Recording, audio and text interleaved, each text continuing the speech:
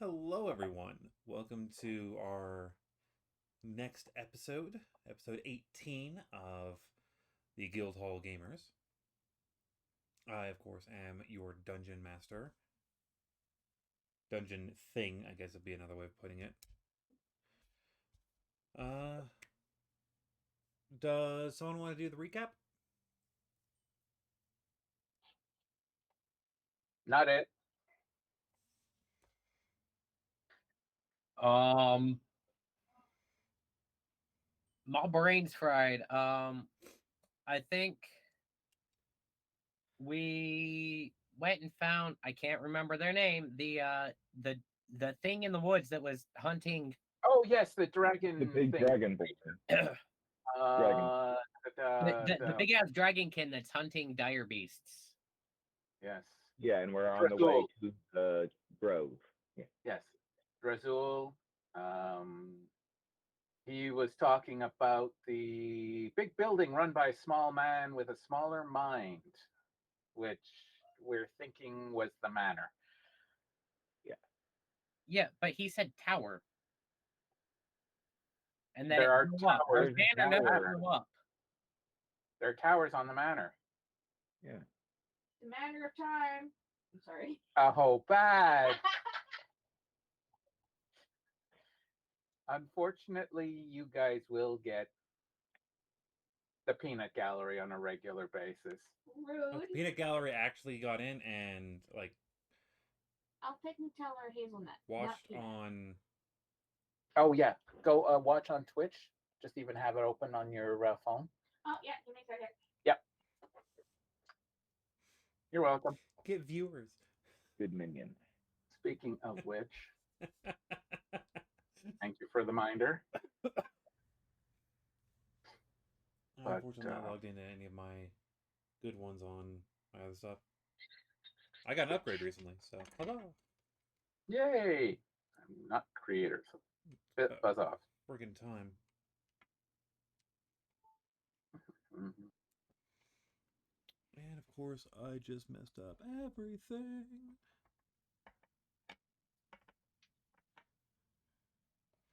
Make sure to put the volume at Oh, I don't remember. very what my low, but you can stash it away in another room or something. Yeah, Because if you have the sound off, it does doesn't not count. you as a viewer. Yeah, no, I got my phone up with minimal sound, and I've got my headphones on, so I wouldn't hear it anyways. Yes, but if you have it with enough sound up, then the mic might catch it. That's the thing we don't want. Yeah, well, it's at absolute minimum sound, so. Okay. And she'll put on the Twitch momentarily on hers, so. I just had to remember my login. Oh God. At my home session, I use Roll20 to put so I can display the maps on like their big TV in the living room. Oh, nice. One, some of my players, they finally got Roll20 accounts. Like none of them have had it. Like they refused to try and do any of this like during the pandemic and when we just didn't play for 2 years almost. Oh God. So, but now they got it, and they were like, "Oh, I can just pull it up, and I can just like move the token myself." But yeah, no Like, shit. right. And I was like, "Yeah, right." I actually before. But they kept turning their mic on, and my wife was we couldn't find a sitter, so she was at home, so she was able to join us over Roll20. Mm-hmm. And they kept turning, so I like someone kept turning their mic on. It wasn't the same person consistently, but it was one of the like 6 people we had who was just turning their mic on, and it would just feed back every like in the middle every time I was like, okay, so as y'all are, we had to figure out who it was, turn it off. Oh, yeah. It wasn't like it went great, but oh my god, that feedback. Yep. Now, in my case, I was using Roll20 initially as the display environment on an actual, like I had a projector projecting on a table and people would move their stuff and that. So it was just a static map at that point in time. That was a lot of fun, other than the fact I did not have a reflective enough surface as a table to do it well. I want to do it again. That would require having people coming over. opposed to it. Well, that the program I'm using that I built the Siren Sanctuary model, Mhm. I can actually that's Tailspire. I can actually run games in it if my computer was better. It's not great. Yep, yep. I completely get that. But yeah, you can even you can roll like 3D dice in it. It's a really cool little thing. I got it for cheap. Thank you for reminding me. Actually, we're in session. We'll talk about this at break. Okay. Oh yeah. Right. So, pulling up one of my other books that I need.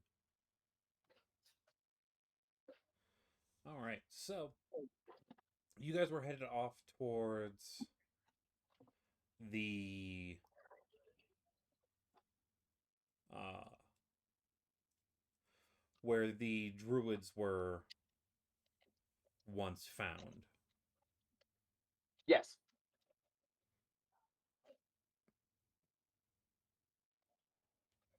Is that not the Grove? It is the grove, Exactly. the Okay. old grove. And oh, I know exactly what's. I remember what's supposed to be there. I have notes for like 15 different things to be in like 13 places.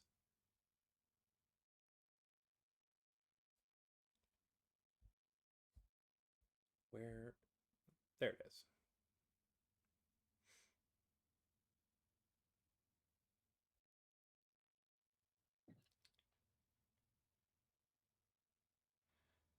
Here we go. Yeah, so as you start getting closer to the grove itself, the forest starts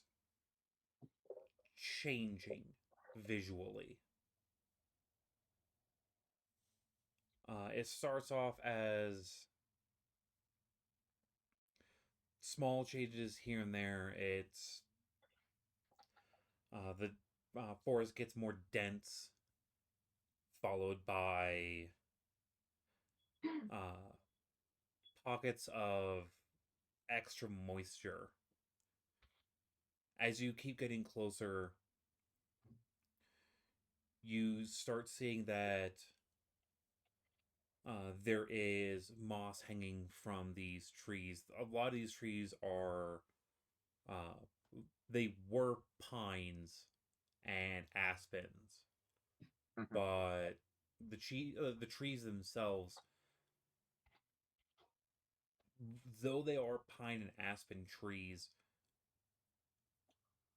it looks like you're walking into a pine aspen swamp. Okay.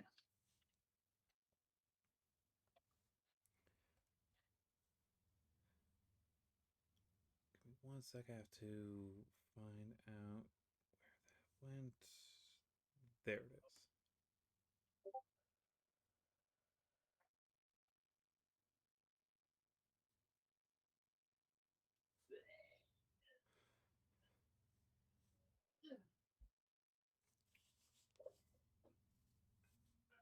All right.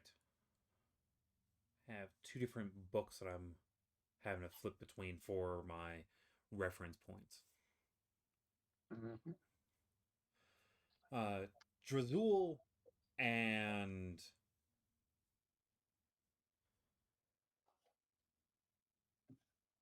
Lily, they are walking at two different ends of the party. Drazul Mhm. is at the front leading you all, and Lily is at the back. Mhm. The haze on her eyes is still a little bit there, but it looks to be a lot better than it was even just a short bit ago. You can also see that uh, who all is up. Like, what's your marching order? How are you all wanting to position yourselves? I think I would be right behind Drazul, or close enough, as close as he lets me. Yeah, it would be towards the front, walking by Razzle Dazzle. Dio will be at the back to keep an eye on Lily and an eye behind the party. I'll stay somewhere in the middle. Yeah, and I'll stay in the middle as well. All right. Those up with Jazul, you can get like right beside him if you'd want.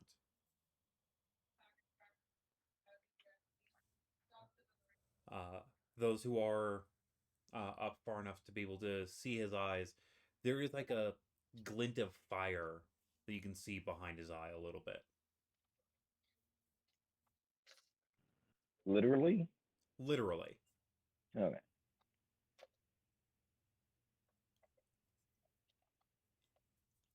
Well, I mean, you guys are used to something like that with two of us, probably. I'm just double checking.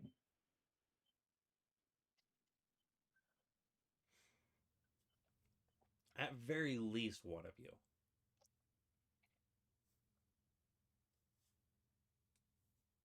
Okay.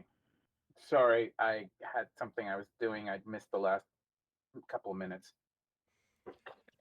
As you're walking alongside Mhm. Drazul, you can actually see like a glint of fire behind his eyes.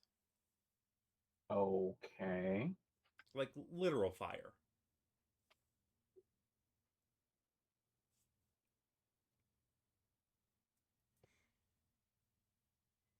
Is there something concerning you, Drazul?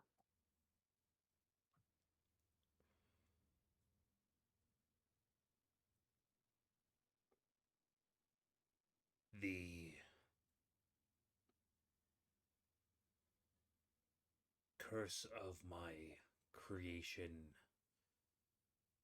is not easily won over. Gotcha. So we definitely have to keep you and Lily apart. Okay.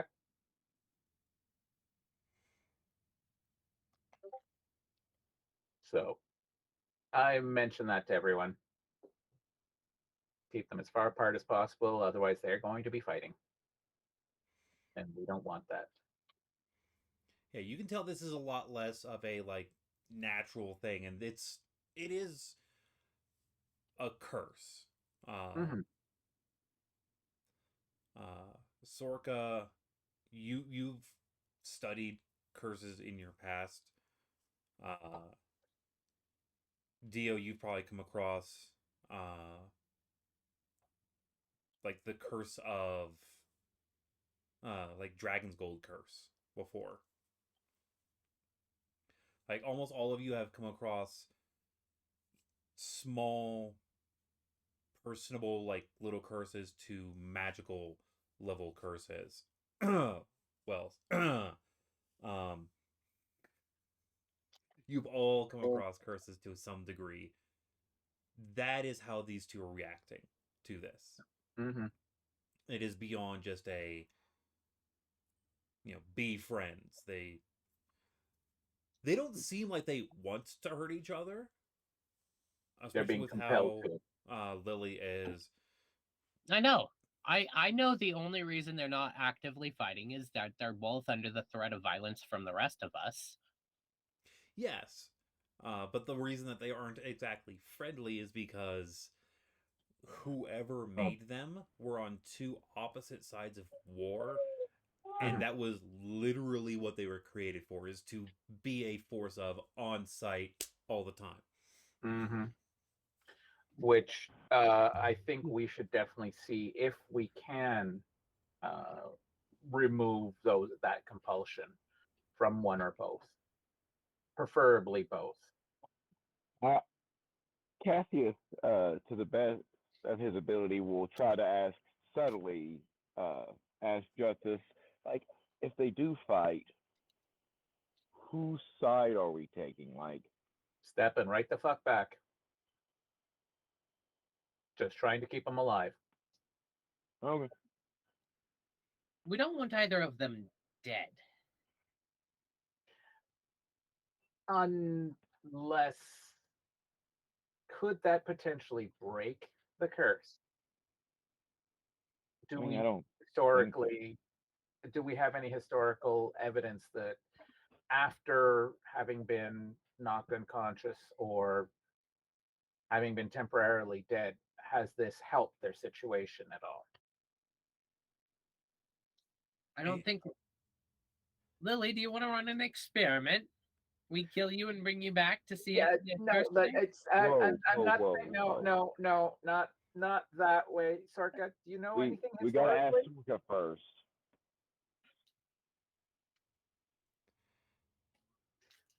Asking off of a historical point, Sorka, you can roll with advantage because library. Okay.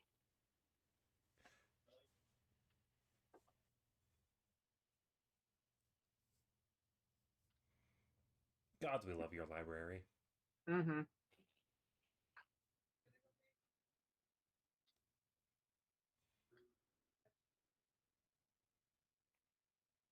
So that's 25. Oh, nice. Historically, there is no precedent for breaking the curse. There is, however, like breaking the curse through death or stuff like that. But there are notes of generations that are far enough removed from the original conflict that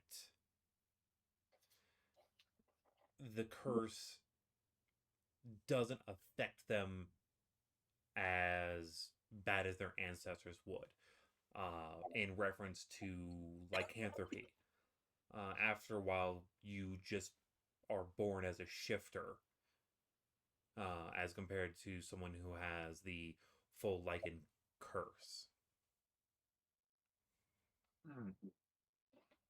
The way that Drazul is acting, he doesn't seem that connected to the direct bloodline, but Lily is probably closer.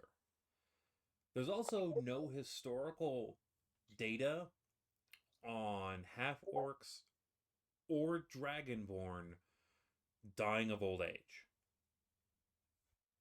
Like, you have found no books in your comings that show that either of them do that, because They tend to die in combat. they tend to die, yeah, in of unnatural causes. Cass just brought up an interesting point. Hybrids. That would I I'm not sure that that would work very well.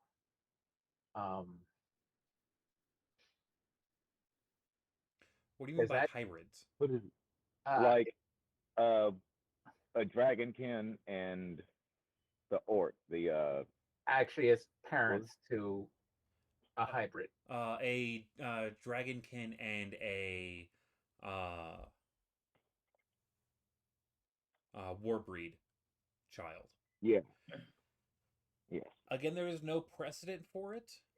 Uh, That takes hate fucking to a whole new level, though. Sorry, If I when you're had on to the say it. battlefield and like the blood gets flowing and like your blood like inside and outside of the blood is flowing. One thing leads to another. You roll in that one caress where you're trying to choke. It's a Yep, whole. yeah. Mom, again, dad, there's no it's precedent, but these are off of historical records as well as like ancient war documents, things like that. No personable records. Though with that 25, there is notes in a small book that keeps having like more chapters added to it of a almost like direct historical information of a half orc man that has possibly broken the curse himself. And because this updates on a daily basis, you can roll a investigation check whenever you would like to at advantage to try and figure out if you know who that person is. I think we want to definitely find this individual. So is that me, right, doing an Yes. investigation? You can do an investigation at advantage. Would we know if it's possible, like, for a hybrid to exist, or is it just like a fish and a bird, and just not possible? At this particular time, something like that seems like it would have to be acted upon by a powerful wizard, such as Yeah, I am creating. wasting all of my nat 20s on you guys. I just rolled 2 nat 20s. Oh, Yes, you know exactly who it is. Okay. Because of the double nat 20s, you know exactly where that historical documentation book is coming from. Okay. Your tome, your library has picked up the personal journal of Marcus, Okay. the half orc Barkeep. owner of the Black Barrel Tavern. Mm-hmm. He seems to not exhibit that, and he's mentioned a couple times in earlier passages of this journal that there are Dragonborn that have come into his bar, and he feels nothing towards them, just like any other stranger walking in.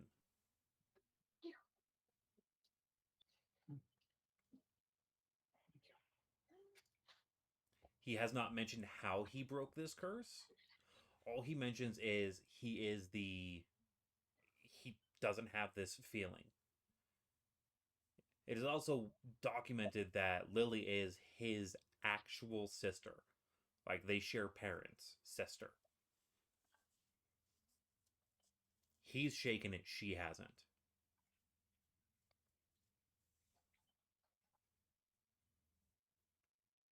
Okay. That could have been just out of necessity. He needed to. She hasn't had a need to break the curse. But this is a magical curse. Mm-hmm.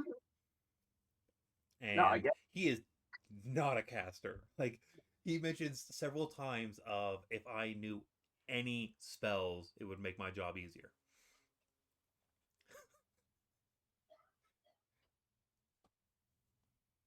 But again, okay, he's had to out of necessity because anybody could walk into his bar. She's out in the middle of nowhere.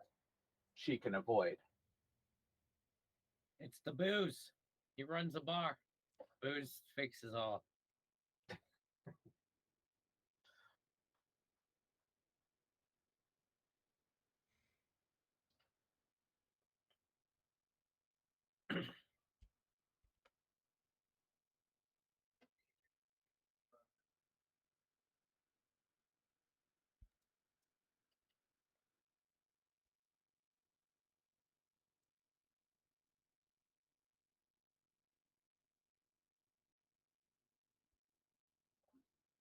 Putting a small note through real quick. Give me one moment.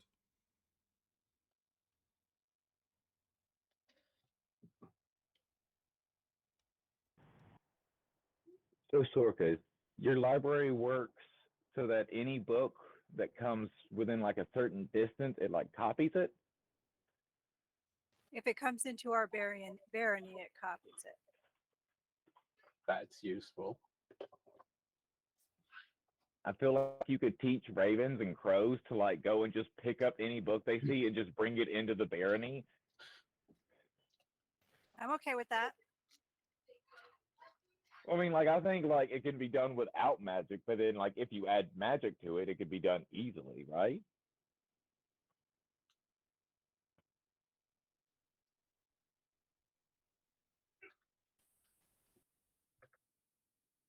Yeah, I mean, I might have to pick up a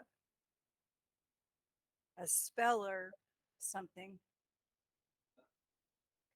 Possibly.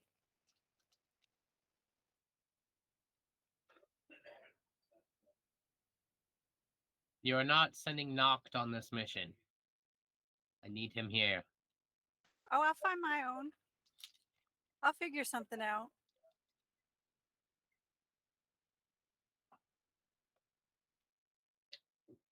Anyways, this is all conjecture.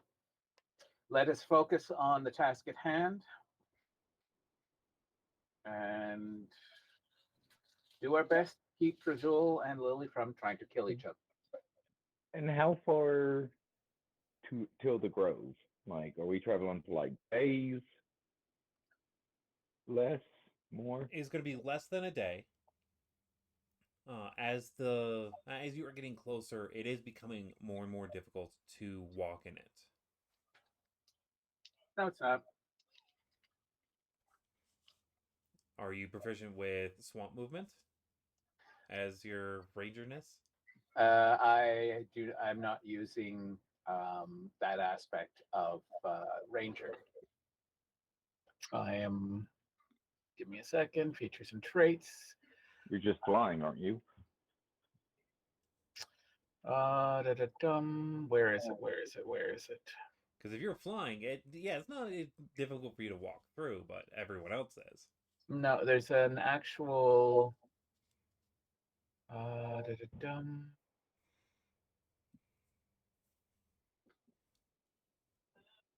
It's the Deft Explorer.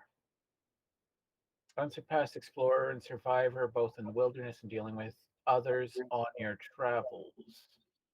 I'm trying to find it. Fudge. Give me a second there. But it's basically no one has difficult terrain if I'm with them when it comes to moving at a distance. Where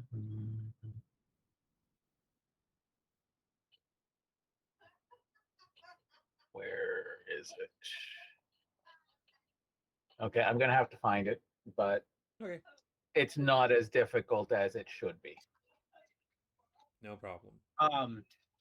You just, if any of you look back, Dio is just constantly casting mold earth under his feet to remove the difficult terrain. You just watch as the swamp compacts into hard, flat earth. And as I step off of it, it goes back into swampy terrain. I am concentrating on constantly casting, but Boots. It's Natural Explorer. If it's one of your favored terrains, it doesn't difficult terrain doesn't slow your group's travel. No, I specifically picked something slightly different. As I said, I'll find it. Oh, is it a thing from Tasha's? Yes, it is. It's one of the alternates. Oh.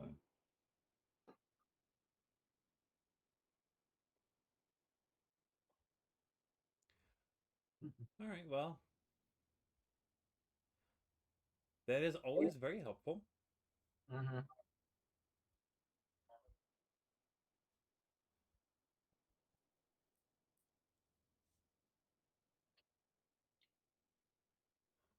And that's what I needed.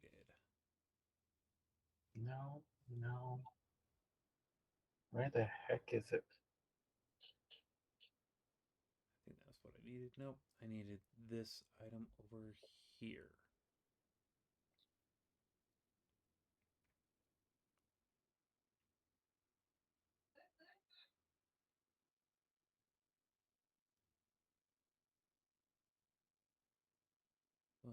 Was 2. There it is.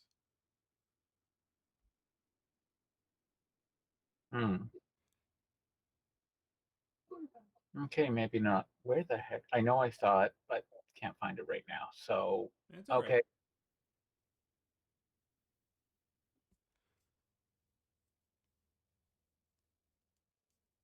Whether you have the it's more difficult or not, Mhm. it will still be later in the day. Mhm. It's only Good. a few hours of travel Yeah. versus even more hours of. It's like 2 or 3 hours of travel versus 4 or 5. Hmm. And when you first came across Drazul, it was early morning. So no matter what, it's going to be dark by the time that you actually get close to the edge of the grove. Sounds good.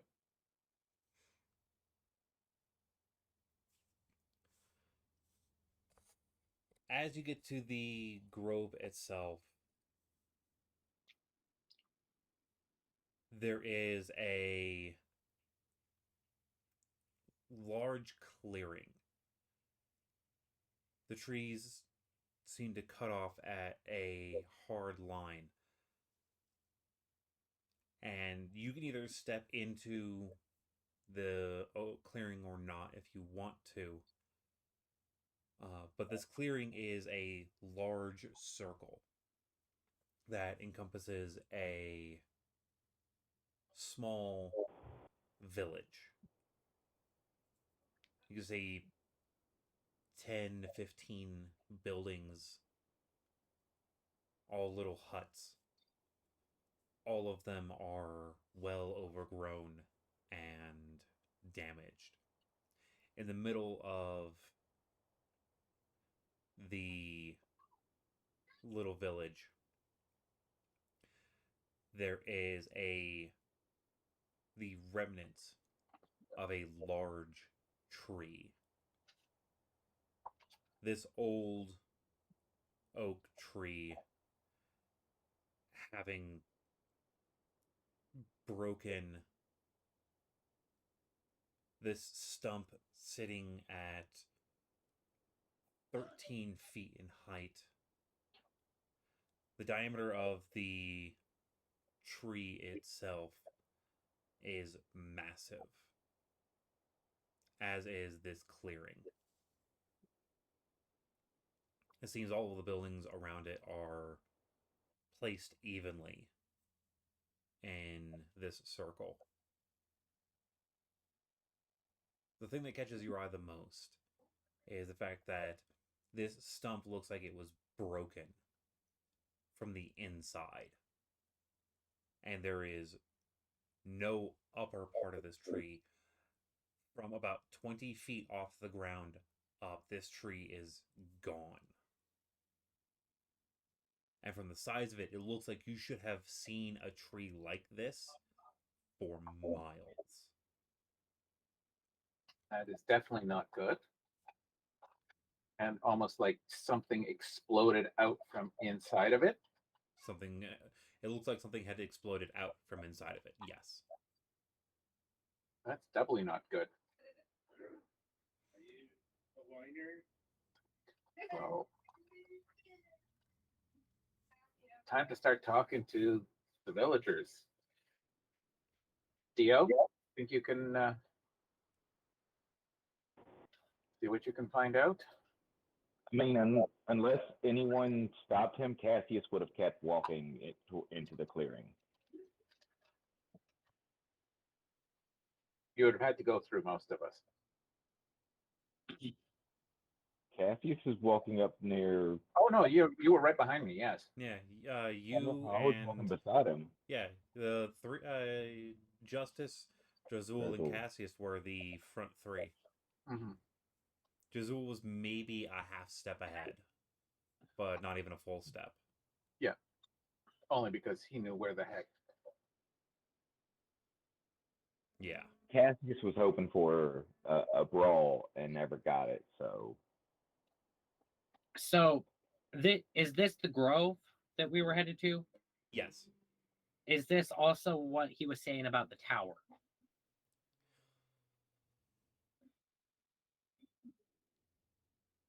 The idea of a towering tree does look like a easy description. Okay. You kind of see like there is a maybe there's a way to get inside to the actual like inside the actual tree, but from 80 feet out, it's a bit hard to tell. The edge of the clearing is 80 feet roughly to the closest part of the tree, and you can see the buildings scattered around. The tree's kind of the center. The tree is the center. Yeah. Okay. Yeah, I'll march forward. I'm going to go inspect the tree itself directly. As you're getting closer, you all notice that this little village is empty of people.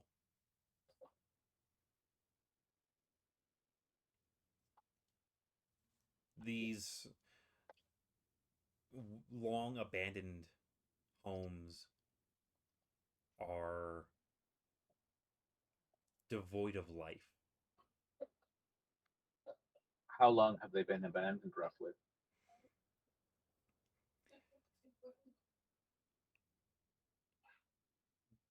Give me a. Are you proficient in nature? Question. Are there any animals around? Birds, rats? Or is it just like nothing's here? Nothing seems to be here.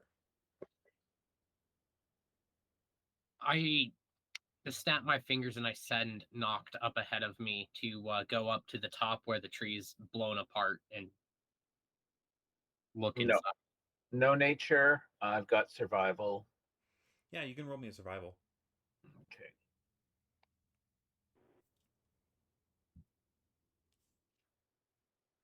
A 19. 19. From your past experiences of hunting and gathering, the amount of overgrowth that these plants and all that have looks to be easily something of 30 to 40 years. But with the description that Jazul gave you, that doesn't add up.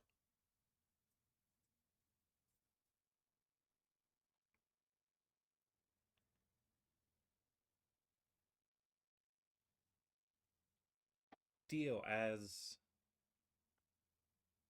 Noct gets closer to the tree itself,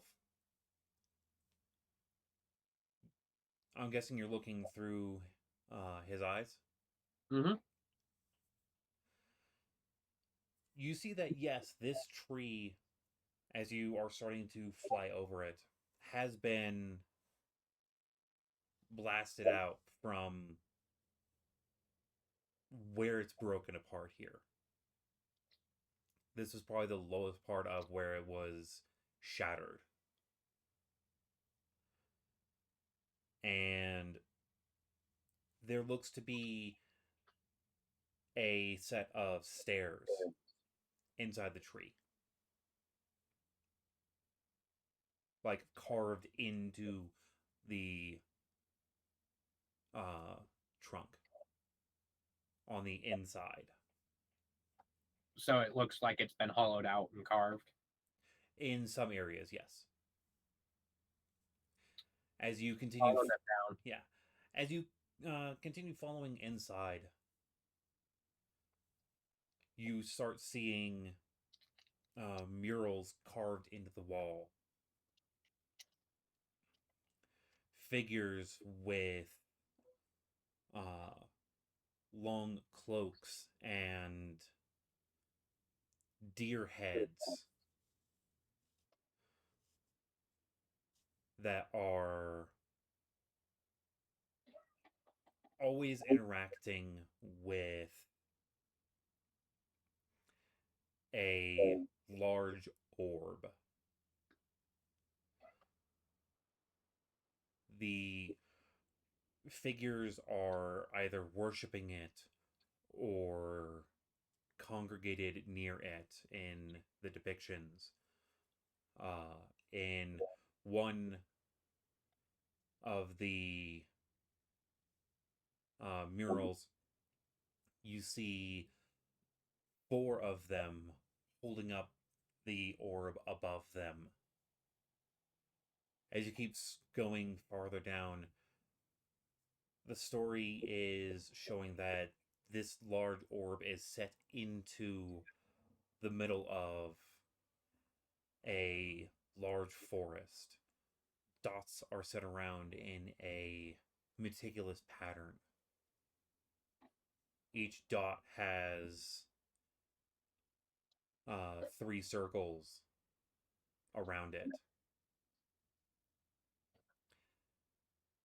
At one point, the circle in the middle looks to be made into looking like a tree. These dots with circles start to slowly move away. The tree dies at the end as you're getting closer to where you're starting, as you're getting closer to where you would enter this place. And just before the actual entrance, you can see the light of day outside, and above the doorway, you see a group of figures that are walking towards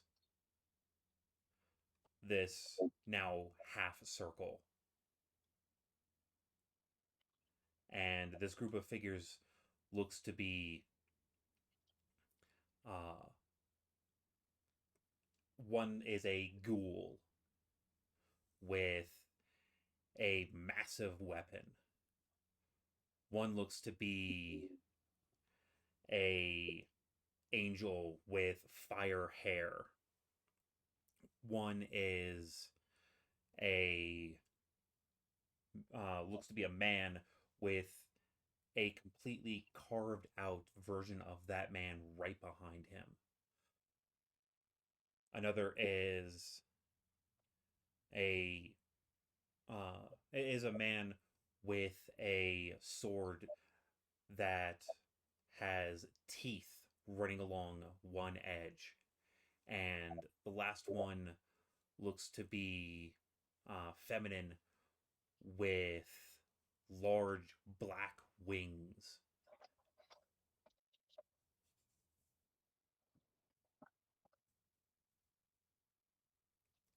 Just before Noct is able to get all the way out,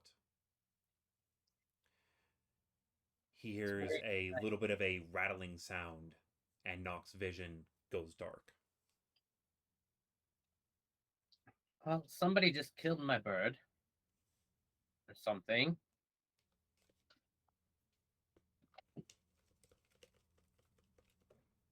Strange that the story is told in reverse, though.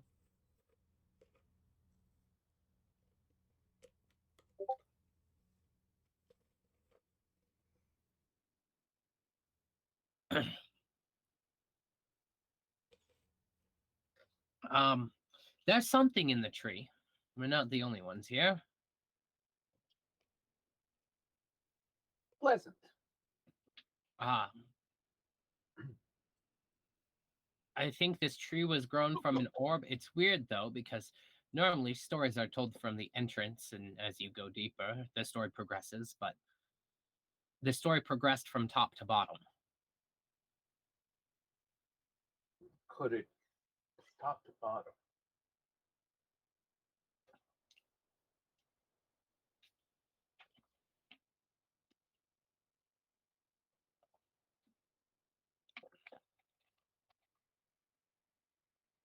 So, in other words, they made sure that everything worked its way backwards.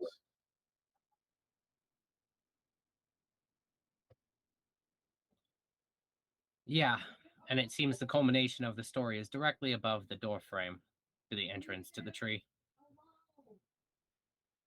And said culmination, I'm assuming it's the destruction of the tree. Well, figures approaching the destroyed orb. They looked like probably fairly powerful individuals.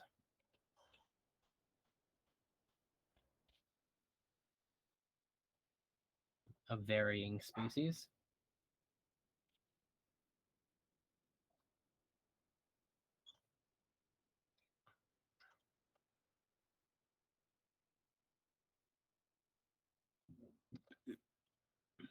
Destruction of this tree / the orb. This tree of this size. That destruction should have been visible, I'm assuming, from a fair distance.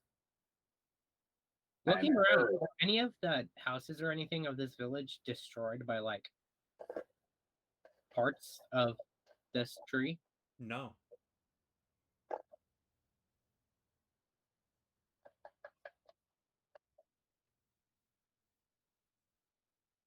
This village was built around the destruction. Because also the ones worshipping the orb or tree or whatever it is, they didn't look particularly humanoid.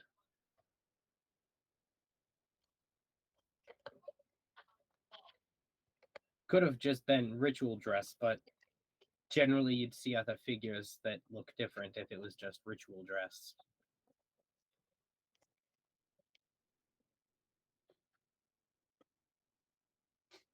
I don't know what's in the tree, but if it can speak, it might have answers.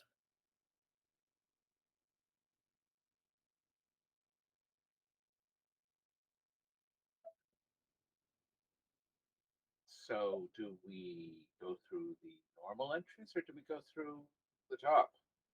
It might be difficult to get the others up top.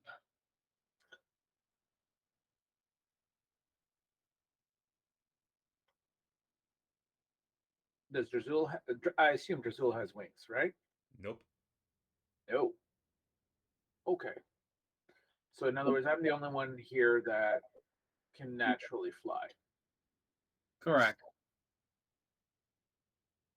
I say we just go in. Be ready, but we go in. Cassius agrees. All right. Let's make sure that there's nothing malicious at the entrance to that could take us out before we even get started.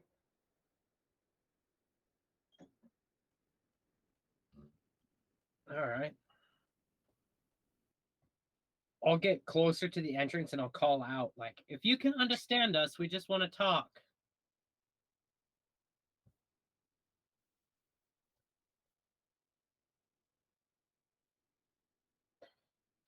In the meantime, while he's doing that, I'm looking around for potential tripwires or any traps that.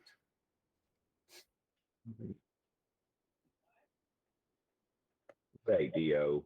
So if they can understand us, we want to talk. If they can't understand us, are we just gonna fight? Maybe. They can't Okay. understand. If they can, let's try not to kill.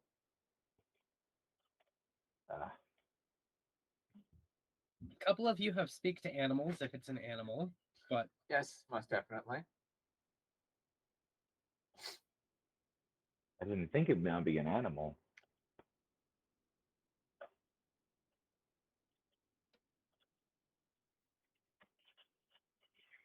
So,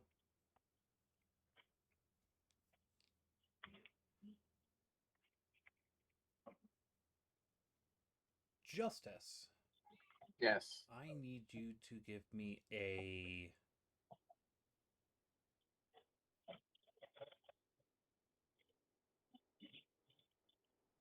perception check. 15. All right. Dio, may I also have a perception check as you're trying to listen for any replies. What's that? 21.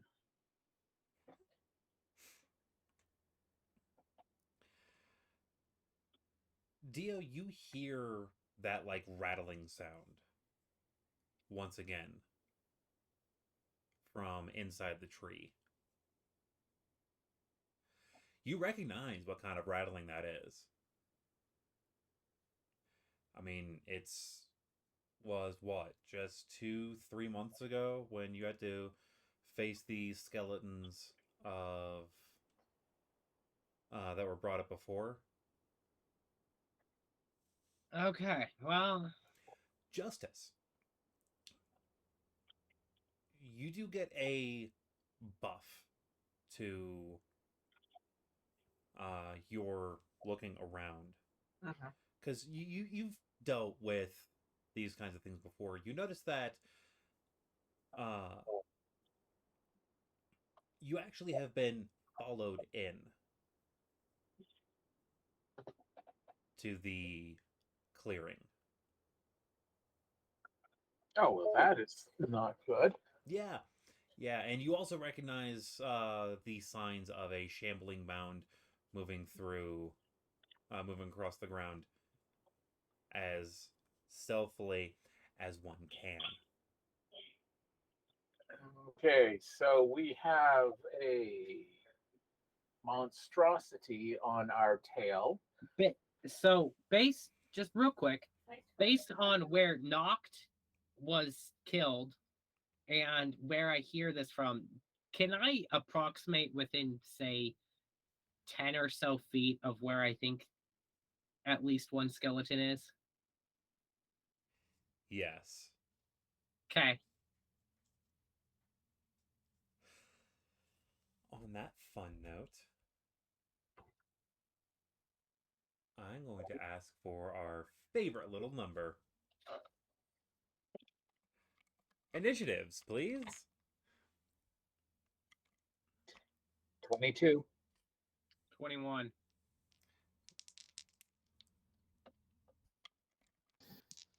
I got a 22 with a nat 20. All right, I Nicely need done. to. Oh wow, we're kicking this off high. Cassius even got a 19. I got a dirty 20. Holy Jesus. shit! Sorka with actual.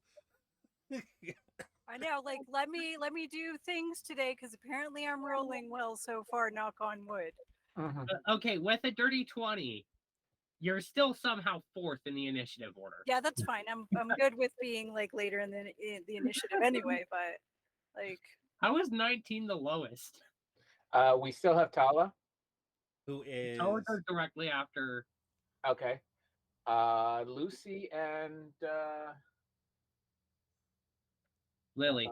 Drazul. Lily and Drazul also.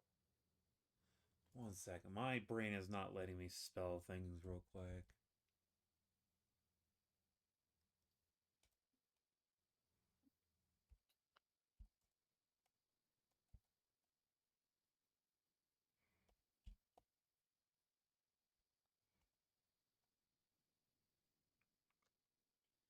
I'll get Lily and Jazul here in just a second.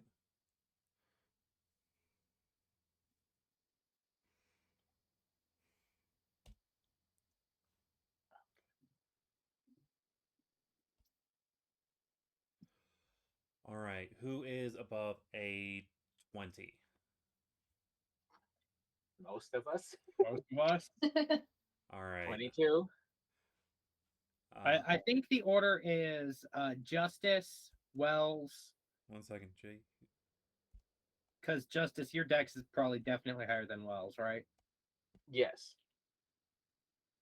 Although Wells got the natural 20, whereas I only got a 15 on my roll.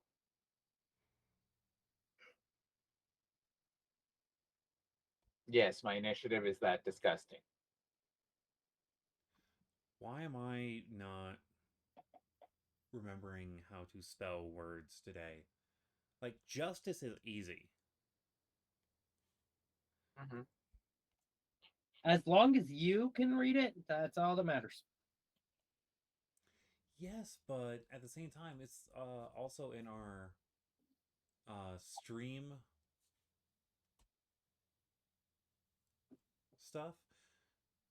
Justice, what did you say your number was? 20 what? 22. 22? Yes. All right. Wells, you also got a 22? Yeah, with the nat 20. So technically, I'm giving you a 23 just so I can keep my numbers in like some kind of succession order because you got a natural 20.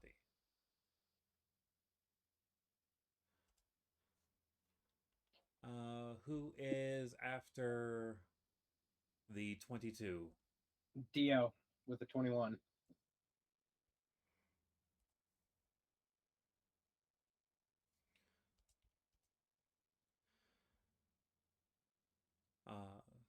Sorka, what was yours? 20. Cassius.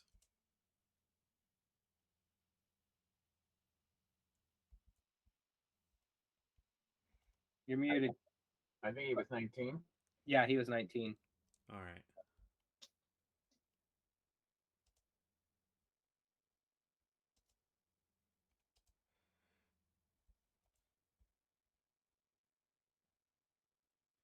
Tala at 18. All right. Azul. How?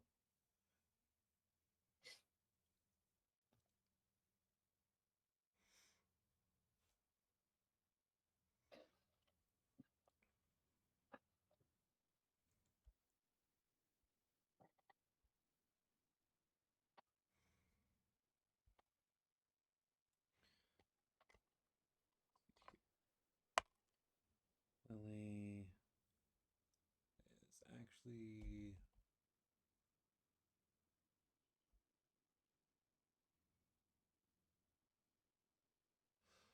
Dio, what is your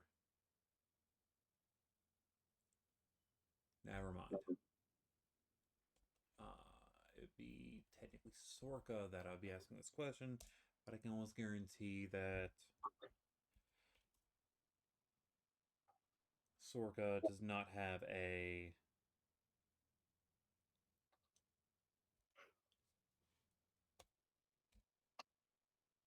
higher dex than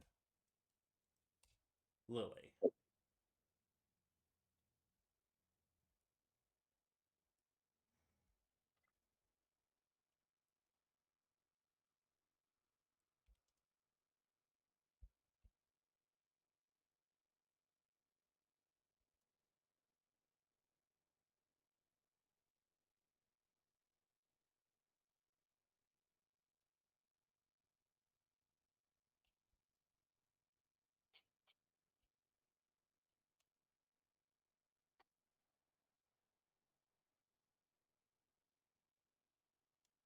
Freaking 10. All right.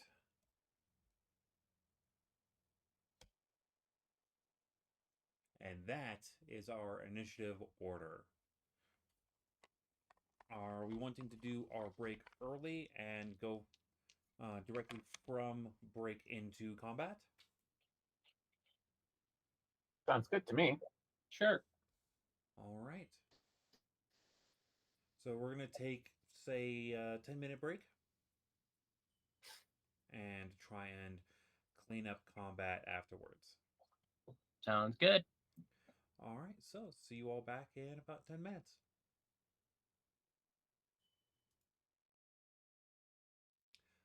Welcome back.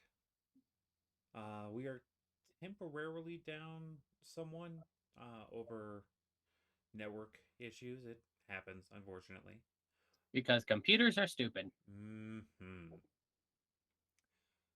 But until then, we are going to continue rolling on. And speaking of rolling on, Wells, you do know that there is a shambling mound behind the party It is about. Let's see here. How fast do they move again? They don't move that fast at all.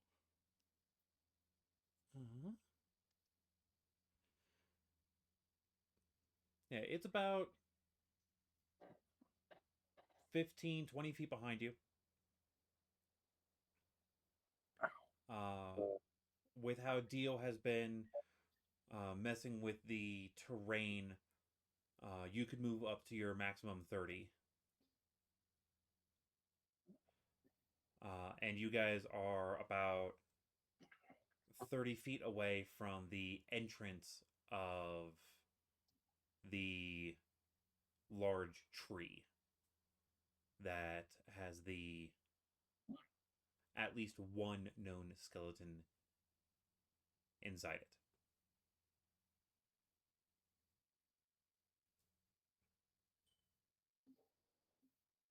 Okay, if that's the case, yeah, I'll move up. I'll move up to the Shambling Mound and then attack it with my sword. Sounds good. Holy shit! I got a nat 20 for 29. Awesome. So let's see. Oh wow. Okay. So it's max. Remember, crits are max damage for your first set of dice, and then you roll again on top of it. Right. Okay, because when I rolled it with D&D Beyond, it gave me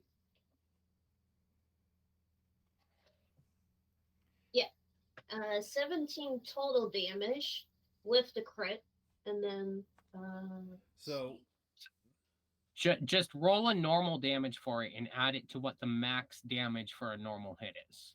yeah. Yeah, that's what D&D Beyond did. It added 6 at the end, plus my 4 other dice. Okay, because on a crit, all of your dice are doubled, but the way we run crits is all of them are maxed for the first run. Right. So you don't double the dice. It's regular dice rolled plus maxed out dice. So how many damage dice do you roll? Which ones do you roll? Let's see.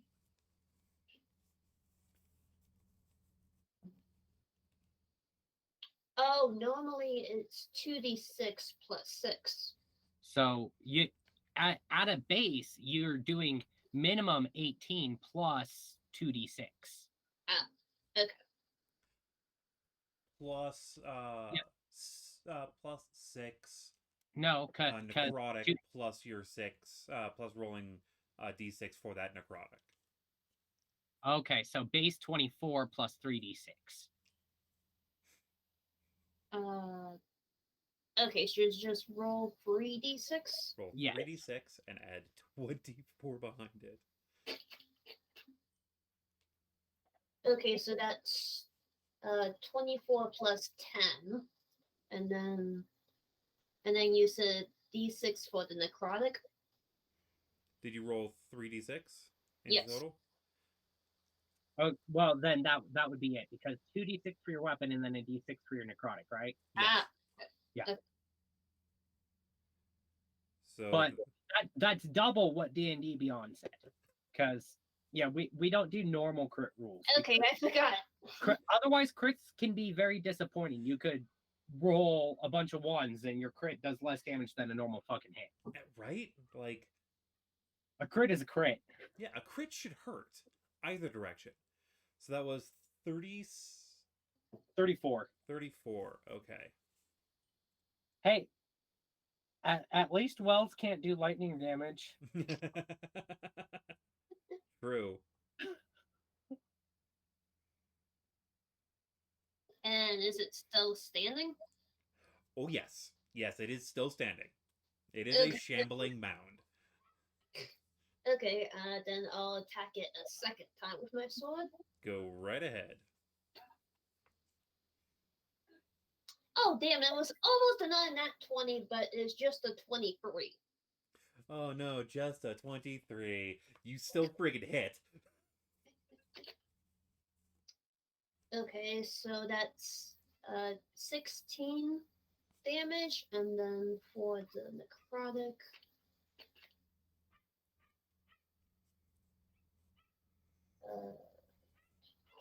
Yeah, only one necrotic damage. So that'll be a total of 17.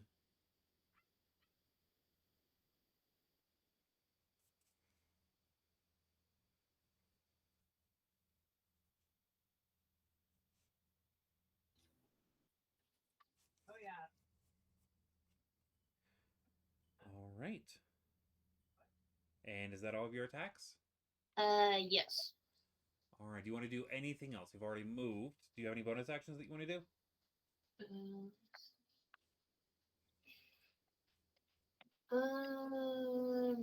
I'm good.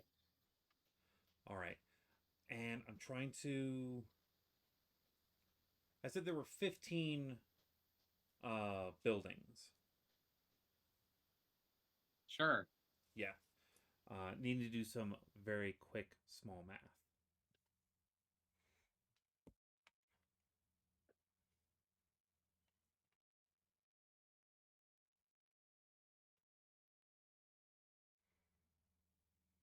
Okay.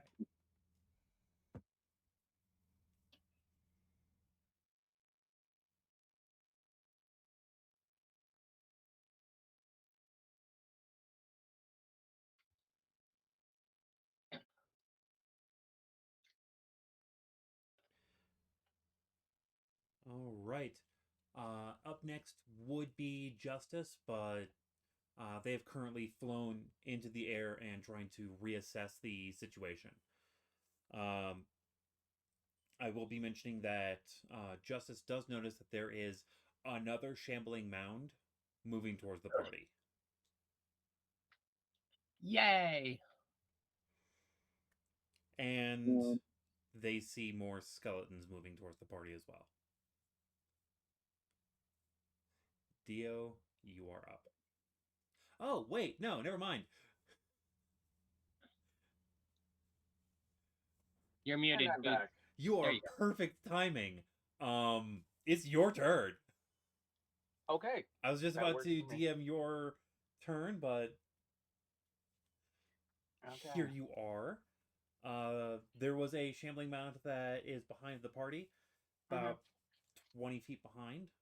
Thanks to Dio, there is about a 30-foot sphere of good walking terrain. So Always good.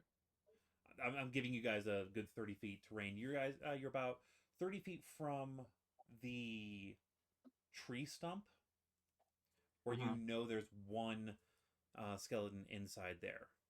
Like definitively, you know one skeleton is in there. Okay. And Tree stump. Are there any branches or such around that are extending from the stump? no, No. Okay. Well then, let's go and kick some shambling mound butt. So I have my. Going to use my favorite foe since it's a no action. It's a large creature, right? it is a large creature. Okay. Thank you very much. I'm closing your door. Thank you. I have tea now. Then spells I'm going to use as a bonus action.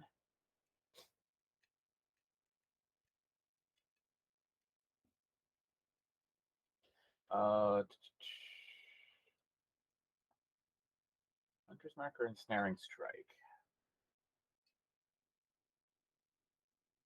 I'm going to do Hunter's Mark.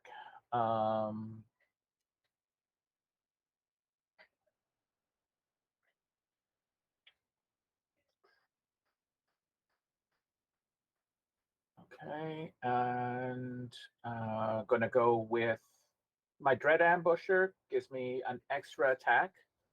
So that's 3 attacks. All of them are going to be with the sharpshooter feat. Okay. And how do I turn that on in the game? In D&D Beyond. You can always just roll physical dice if you want. I've put them away, so actually, you know what? I can just. No worries. So longbow. So I just have to remove 5 points from that and add 10 points to the other. That works. Okay, and does a 12 hit? 12 does not hit. Okay, so that's roll 1. Roll 2. I'm assuming a 24 will hit in this case. Yes. Okay, so that's. Are you staying on the ground as you're shooting, or are you flying up in the air to give yourself any angles? At this point in time, there's no real tactical advantage. Okay. So then that's a 17 plus a D4 plus a D6.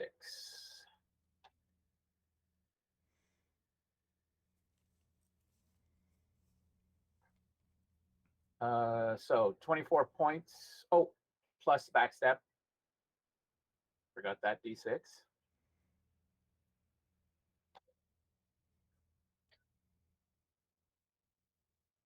Okay, so 29 points of damage on my first hit. Ow. Next hit is gonna miss. Okay, so I'm done. I'm guessing it was lower than the 12? Yeah, there was a 12 without the -5. Yeah, that sucks. Yeah. Wow. 1 hit out of 3. At least the one hit did a reasonable amount of damage. Yeah, okay. All right, up next is going to be Lily. Lily beats me out? No, sorry. Yeah, it is Dio. Dio, then Lily, then Sorka. Okay. She got a dirty 20, but her dex is higher than Sorka's. You said more skeletons moving towards us. Do I see any of them kind of grouped together? Oh, yeah. Yes. Like, how closely are they grouped? What are you wanting to do? Shatter. Shatter? Yeah, you could hit a good number of them with Shatter. Okay, because it's a 10-foot radius, so 20-foot diameter sphere. 20-foot diameter spear, you would be able to hit...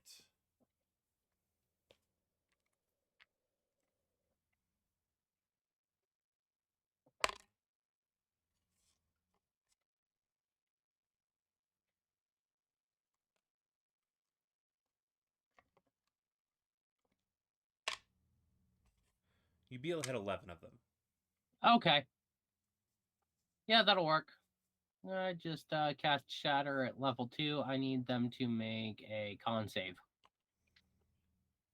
This is going to take a moment. You know what? I'm going to do this a semi-easier way.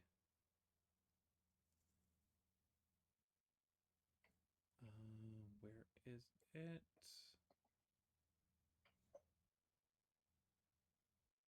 There it is.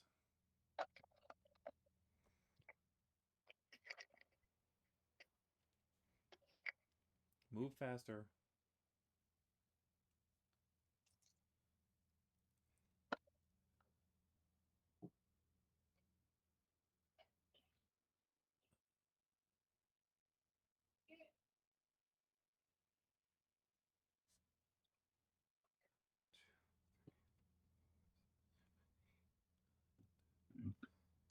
$11.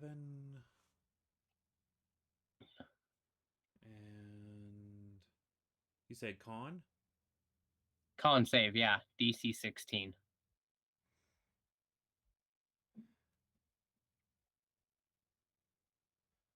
As a note, they are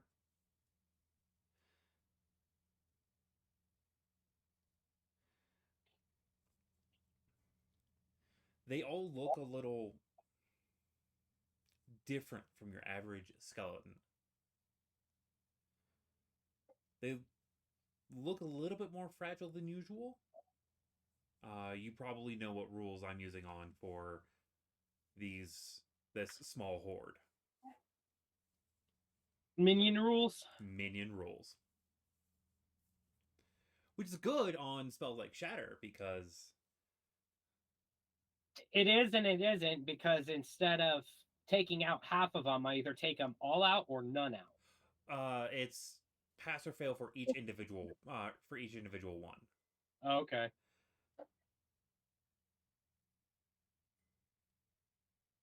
And toss it out.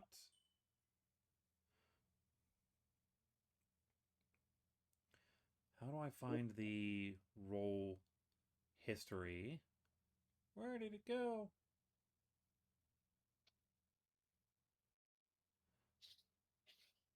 What, in D&D or? Yeah, I did it in your where Thatcher is. So we actually have a trail. I don't know. I don't have anything in that one open. Let me go to it. Yeah. You get that real fast. And you're looking at how many are below are 13 or lower. Which I think it's all of them.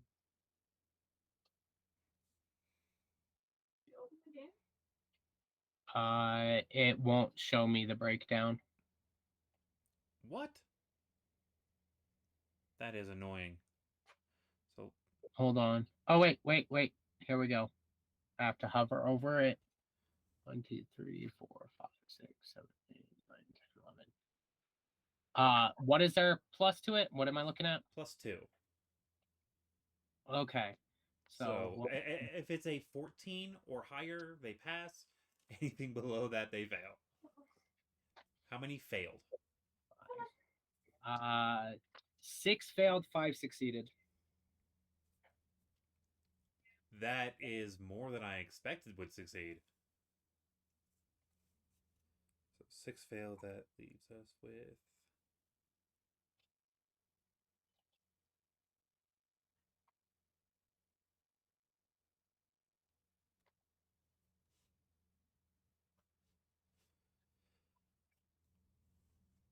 All right. So yeah, just those 5 were just able to move like behind others to be able to tell with the sound wave off of your shatter didn't reverberate off of their bodies. All of these skeletons are wearing a deer pelt or a bear pelt, and all of them are wearing a deer skull on top of the normal skull that they have. Oh, skeletons. These are skeletons.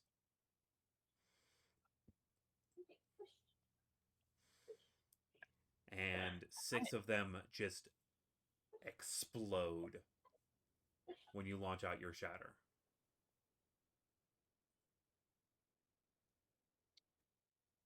Excellent.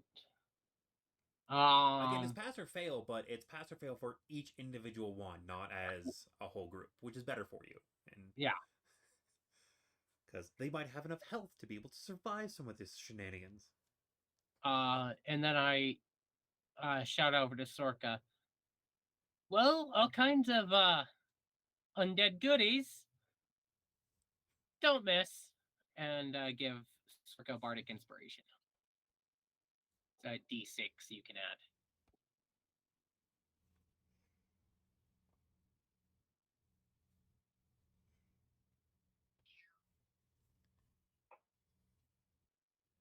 Very good.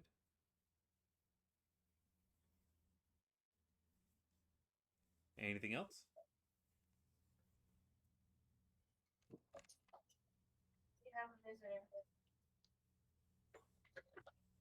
No, that should do it for me. All right. It is Lily's turn. She is going to assess the area momentarily and yell out to the party, pointing off a little bit towards. So if you facing the tree, it would be off towards the right, as these skeletons were coming in from the left side. And she yells, "Another mound!"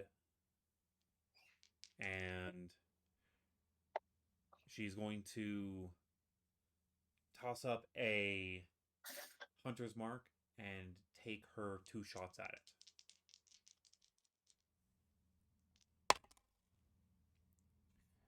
She will hit both times.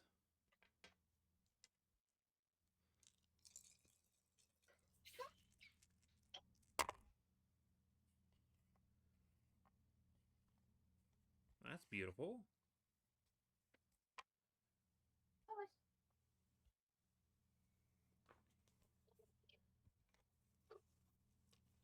And it looks as though both arrows hit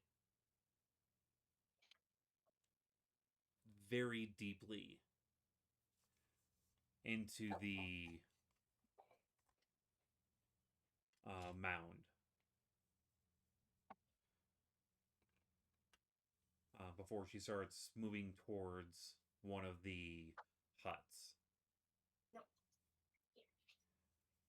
And she stops right near the base of one, but not near any of the doors or windows.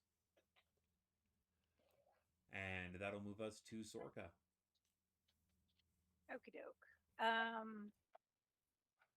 I am gonna try to at least slow down 3 of the skeletons with magic missile. So a missile for 3, like a separate missile for For 3 different ones. 3 different ones. Yeah. And how much damage does a normal magic missile? D4 plus 1.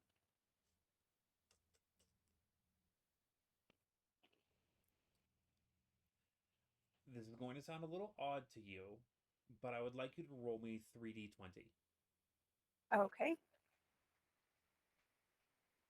It's only because they're minions that I'm asking this.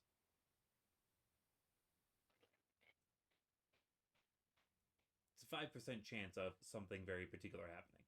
Okay, so I got a 2, a 3, and a 9. Okay. Yeah, roll your damage as normal. Okay, so the first one does 2 damage.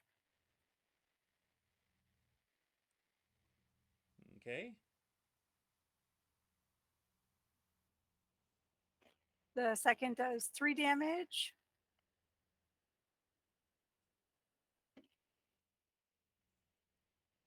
All right.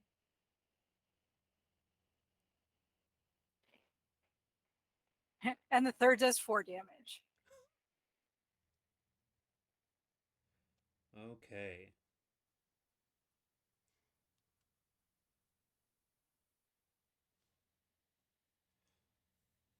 So you conjure up your 3 darts and you launch them out towards the skeletons.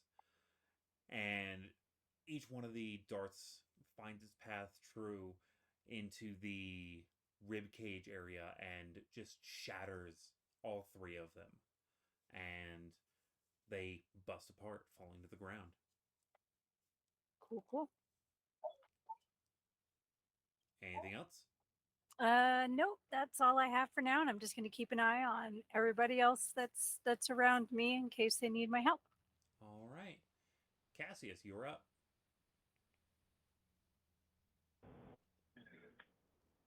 Okay, which is there one? Can I get to the shambling mound? I got 40 foot of movement.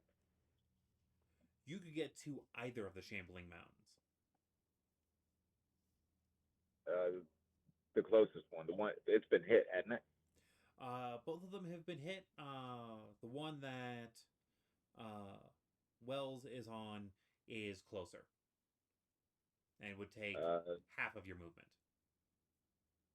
Could I get to a flanking position on it? Yes, you could. I would like to get into a flanking position on him. And bonus action rage.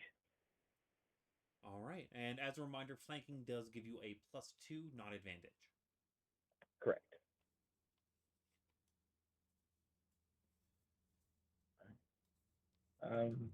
What would that? Earlier. I said I picked up a branch. What damage die would that be? For a branch, it would be a great club. It'd either be a club or a great club.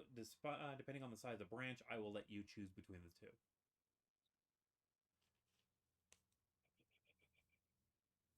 So D6. I don't remember what a club is, or D4. Because I mean, if it's a D4, I can just punch it and get a D6. Let me get into gear real quick.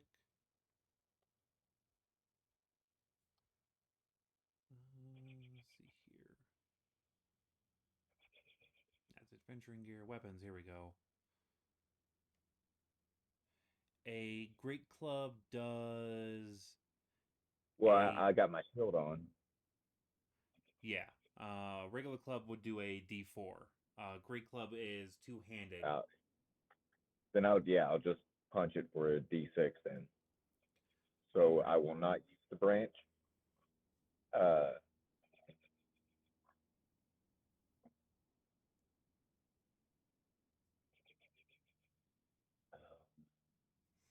Punch away, my friend. I got a 24. Assume that hits. Yes. All right. And that is there a difference between bludgeoning and radiant to them? There is not. Okay, and that is 12 points of damage. And then I have my second attack. All right. That's a 23. 23 hits. Yay for not a 1. That is 6. Just 6? No, it's 8 points. 8. All right.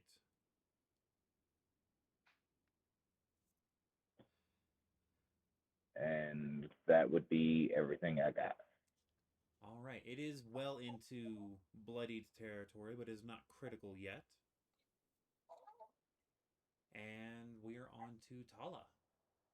I politely ask them not to move.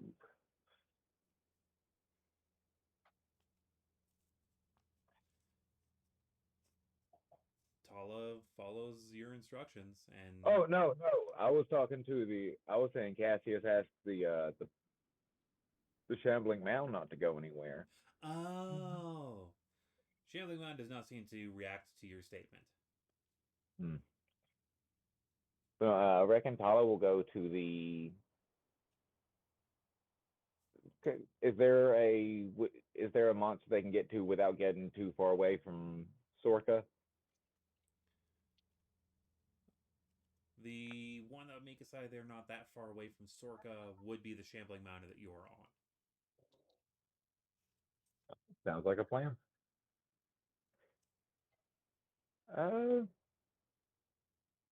What is it, the Frightening Strike? I believe a copy of that.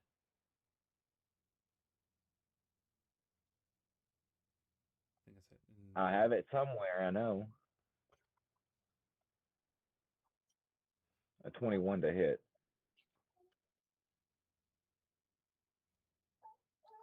Well, the 21 will definitely hit.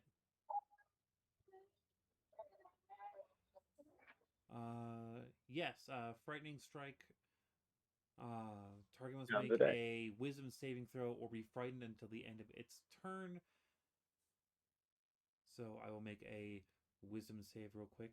for our shambling mound. What's the DC though? That's the part I don't know. DC would be because it'd be off of the charisma range. DC 16. Okay. Either 15 or 16. I know they got a +6 to hit. Yeah, so it'd be a DC 14 because 8 Okay. plus stuff. 8 plus numbers. Okay. Indeed. It fails. And because Tala hit, that does 10 damage.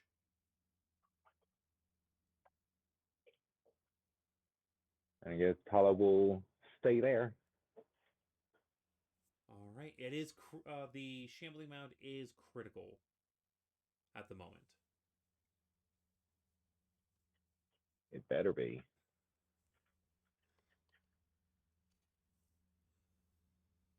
All right.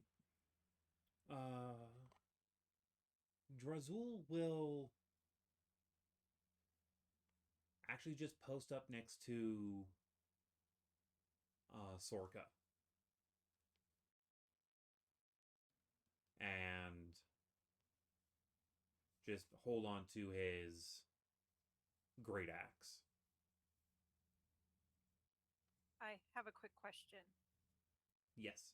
Am I still nervous about Drazul? Because when we first met, meeting Drazul made me be in the fetal position. No, that has worn off.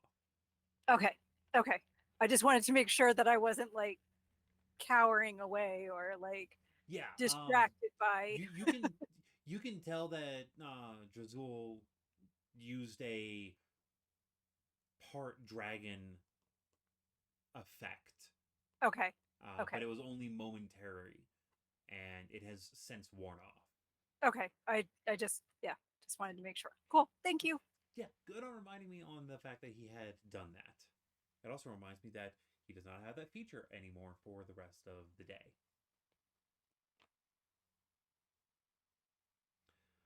All right. It is the turn of the shambling mounds. If I'm correct, fear makes it so that way you have to move away from a creature if you are frightened by it. Is that right? Yes, it does, until you can either no longer see it or are blocked.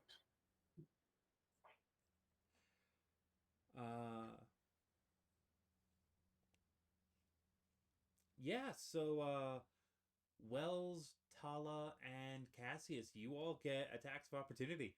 The shambling mountain is going to try and run away. Let's start with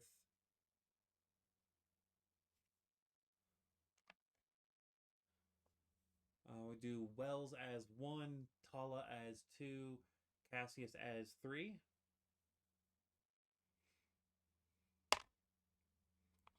Cassius, you get the first swing as attack of opportunity.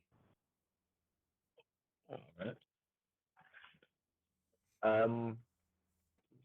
Yeah. Okay. 21.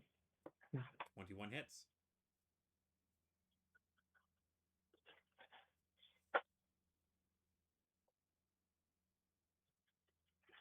Oh no, that's on my turn, so I can't do it. So that's 3 plus 8 points of damage. 8? 8. Okay. Bludgeoning. Magic.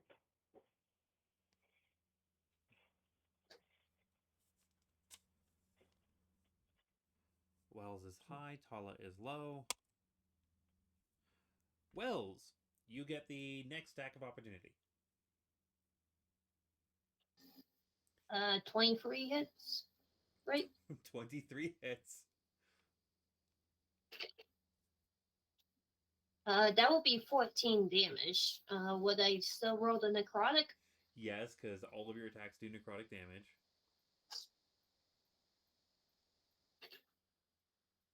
plus 6 necrotic. So that's plus 18. No, that would be 20 total. 20 total. Yeah, because I did 14 with the sword attack and then 6 for the necrotic.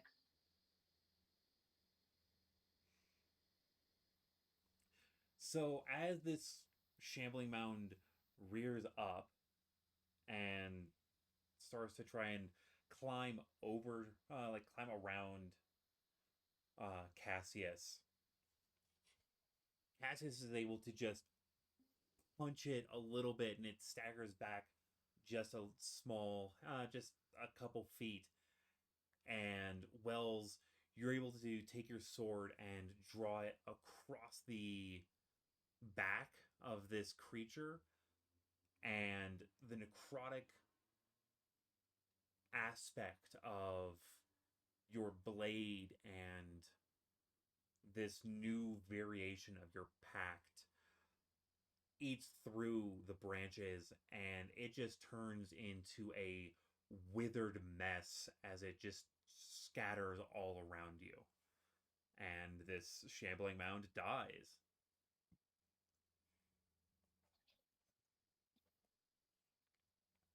Well, that's good. We're one down. Yeah, yeah. And one to go. The other one moves its 20 feet towards the party, ending with about 20 feet between it and the rest of you. And it is finished on its movements. On to the skeletons. Dio, you start seeing a skeleton running out of the tree, followed by a second, and a third, and a fourth, and the numbers just keep coming as a total of 15 skeletons are now bum rushing the party out of said tree. Where's a wizard when we need one? Fireball!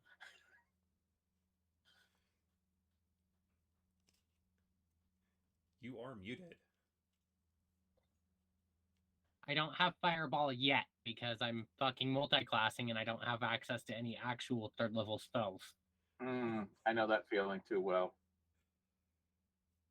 I have 3rd level spell slots, but no 3rd level spells. In total, the other skeletons are able to, almost the rest of the horde is able to move up towards the party. And I'm going to start making attacks at you all. I'm going to start asking numbers on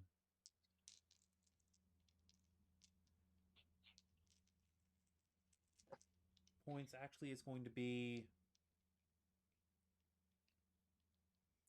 We're just going to do a small round of horde attacks against each of you. There are one, If two, I see a three, horde of them, four. I'm just gonna preempt this and cast a shield on myself. All right, yeah, you can absolutely cast shield on yourself. 1, 2, 3, 4, 5, 6, 7. There are a total of 8 of you.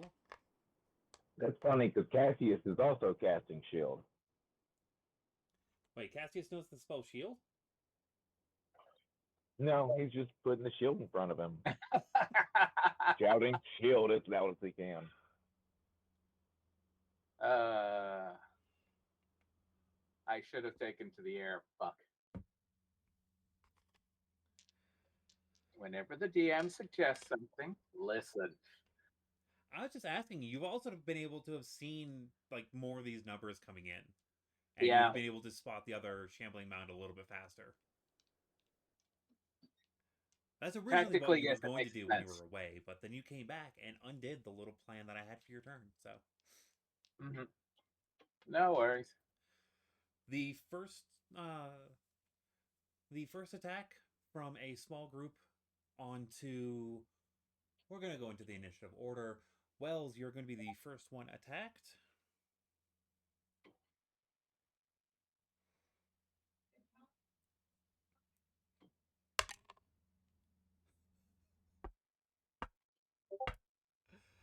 Wells, what is your armor class?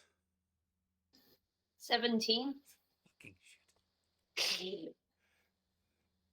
As all of these skeletons are writhing and scratching and trying to do their best, you, with a combination of your sword and your armor, are dodging and blocking and deftly maneuvering yourself and your gear in such a way where you feel them like physically hitting you, but you are not exerting yourself enough to be taking any hit points.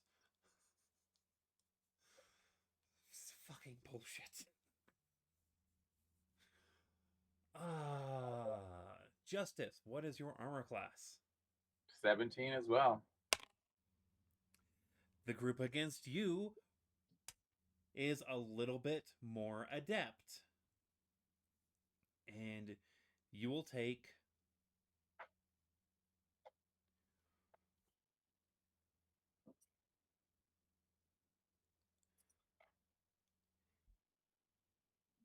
9 points of damage. Okay. So they got my attention. Next up is Lily.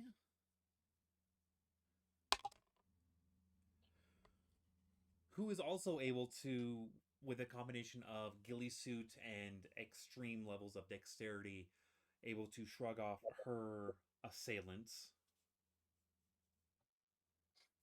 in a reasonable manner. Sorka, what is your armor class? My armor class is 14, but I think you forgot Dio again. Unfortunately, I did. Rude. Your name is small in the comparison of numbers, and You could write out the full name, Dionysus. yeah, I'm gonna have to start doing that. Unfortunately, they do hit you. Do they? What is your armor total? 22? So it's a 9. It's a 19 on the die. I can show it to you if you'd like.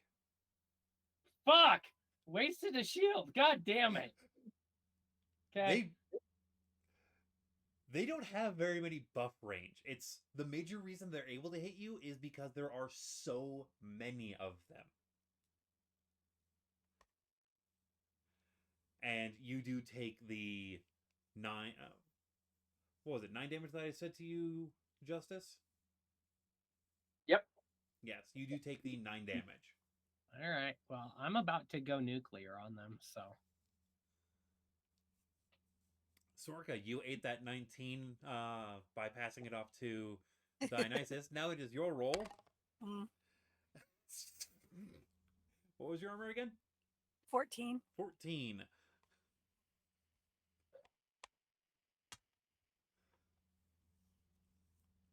Meets beats as they claw and scratch and shove one from behind shoves you into another, and you end up taking a total of 9 damage yourself.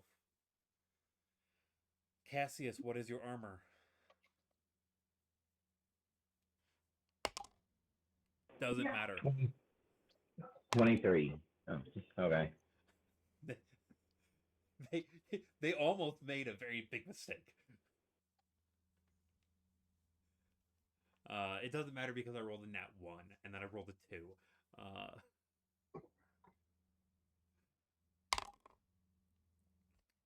They miss when attempting to go after Tala,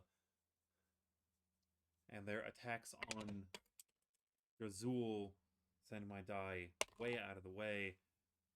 But the actual roll in the box does land through, and they start attacking Drazul. dealing him 9 damage as well.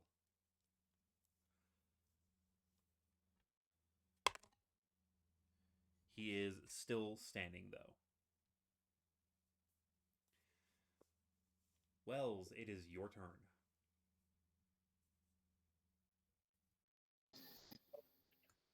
Okay, is the shambling mound I was facing still up or no? No. The shambling mound that you were facing is now a pile of dead things, including lots of many dead branches. You are now surrounded by skeletons.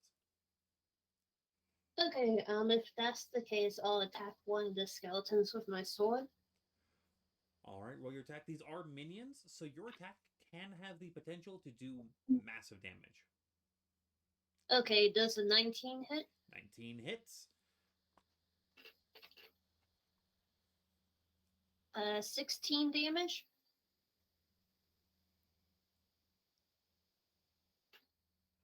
Doing math here on...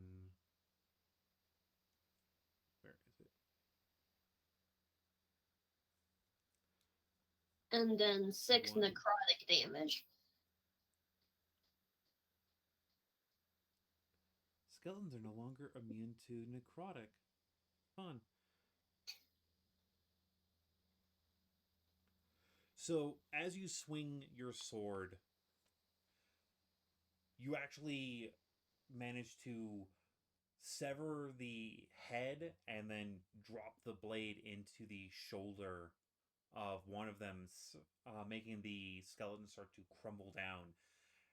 As your blade continues on, as you are surrounded, that blade continues and hits a second skeleton, going through the lower part of the spine, cutting it in half, actually. And as your blade comes back up, as you end up doing a small, like, low U-shaped cut, when your blade connects with the third skeleton, the necrotic energy just sucks everything that was holding that skeleton together, and the little glint of light inside the eye sockets fades, and it just drops to the ground. Wait, so I just killed 3 skeletons with one attack? Yes, you did. Note, this can happen to anyone. Any of you, including using magic missile, can do shit like this. These are minions. Have fun. Okay, is there any more skeletons left or? Oh, fuck yes. Would you like to know how many you can roughly estimate there are in this little gathering area right now? Yes. 33. Oh, okay then. That's the case. I'll attack another skeleton again with my sword. Make your next swing. 21 hits. 21 is able to connect. For 15 damage. 13, alright. And then 3 for the necrotic.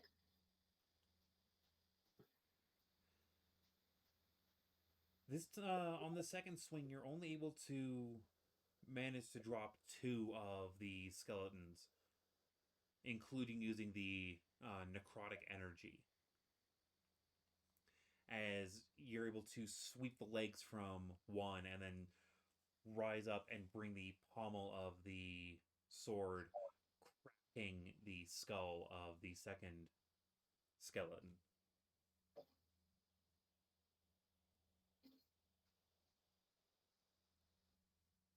Okay, that'll be it then. All right, Justice. Okay. We still have a shambling mound up, There is still a shambling mound, and you are surrounded by skeletons. and I'm surrounded by skeletons, am I? Yes, you are. Of course, if I take off straight up, I let them have attacks of opportunity. Yep. How many are around me? You are literally surrounded. Like they're all around you. Okay. I will let you know that if you attempt to take off, their attack will do one of two things. It will either hurt a fair bit, or they will prevent you from lifting off the ground. Mhm. Okay. Well then. You can still try, and if you Yeah. fail, then that just means you don't have a movement for the turn. Da-da-dum-dum.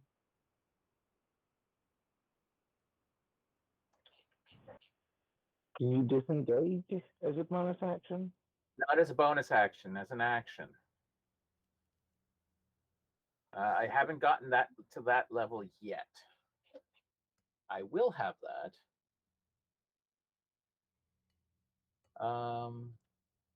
Just got to get higher up on that rogue level. Mm-hmm. I'm guessing like it's what, one level away? Yep. And then one more level before I really get stupid with my hits.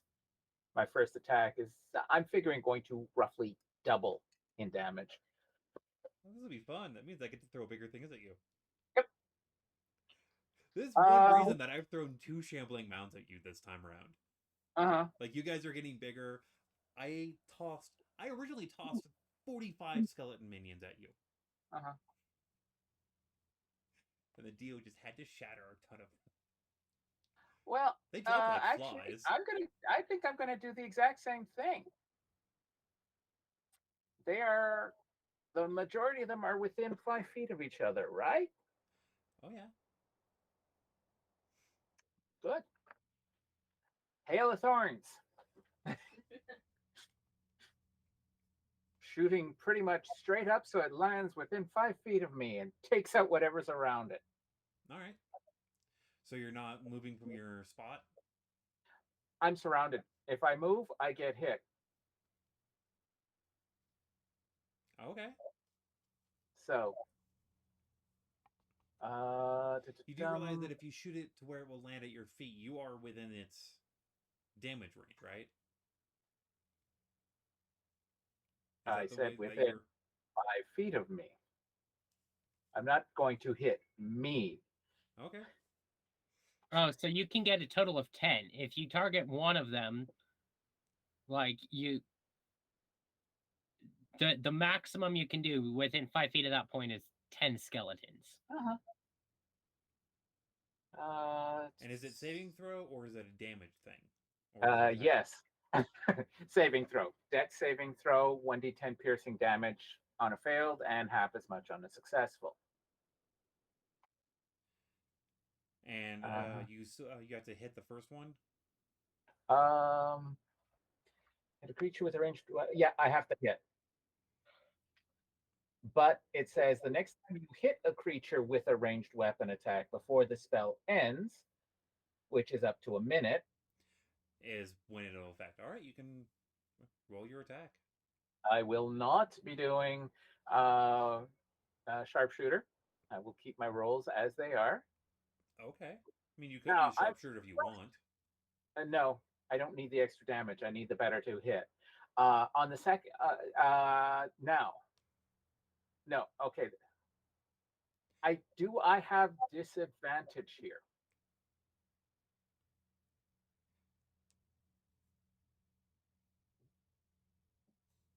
Because of the sharpshooter feat, I don't think I have disadvantage attacking in melee, correct? I don't think we do. That's how it's put out, yeah.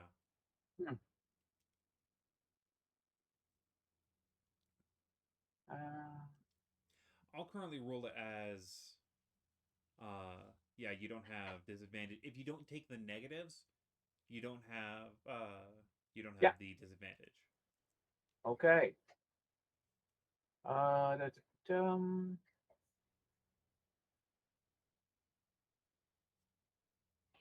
So technically speaking, at that point in time,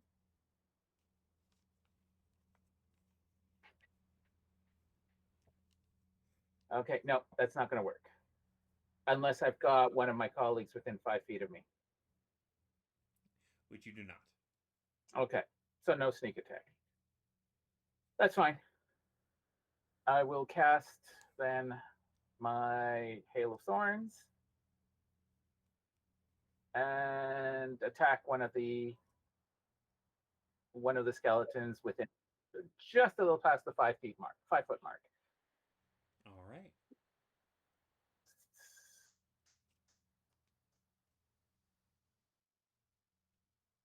And I assume an 18 hits. 18 hits. Okay.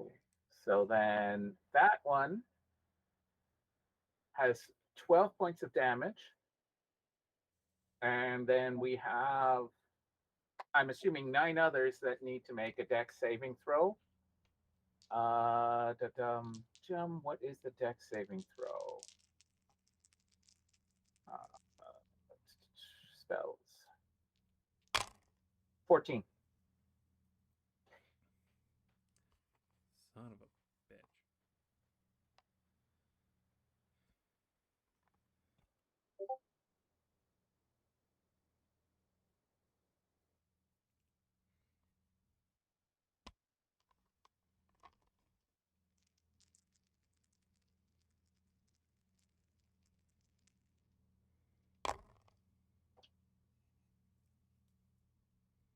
Are you kidding me, Dice? Really?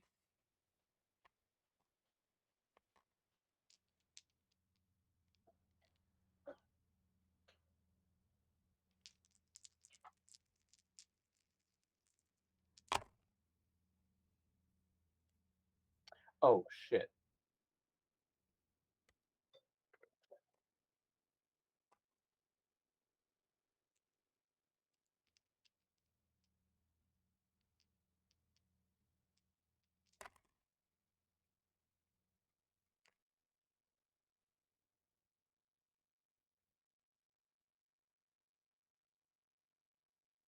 Okay, no, this is not the spell I thought it was.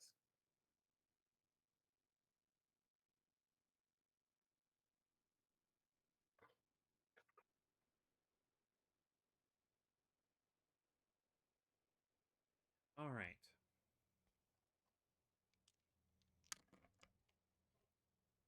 I am extending the spell power a little bit because of because of minions. Mm-hmm. As your arrow flies out of your bow, it smashes into the upper collarbone of one of these skeletons Mm-hmm. and continues on through into a skeleton behind it, Okay. lodging itself into the vertebrae.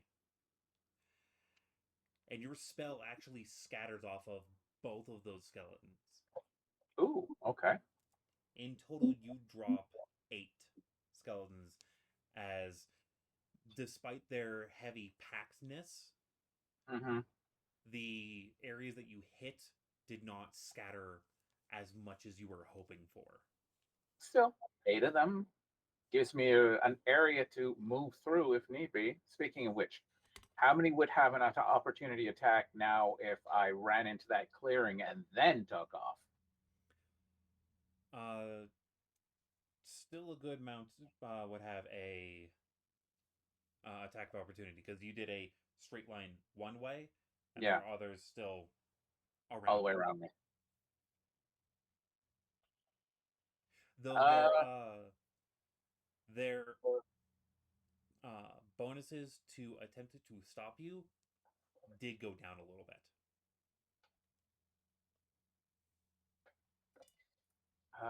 Like if they want to try and keep you from leaving, it's either going to hurt a little bit less or be easier to get away, depending on which one they want to do. Okay. Because they can only do one of the two.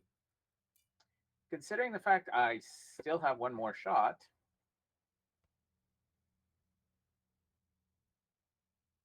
I will.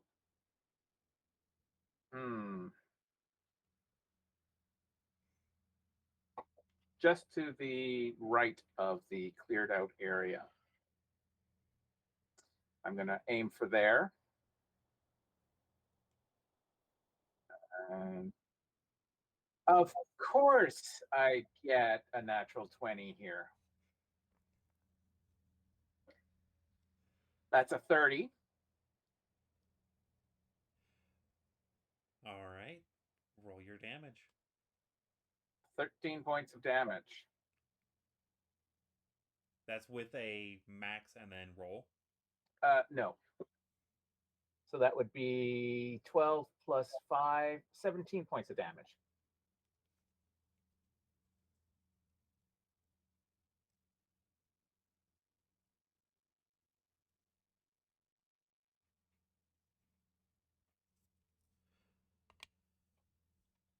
So, as a note, they have essentially 5 points of health Mhm. each.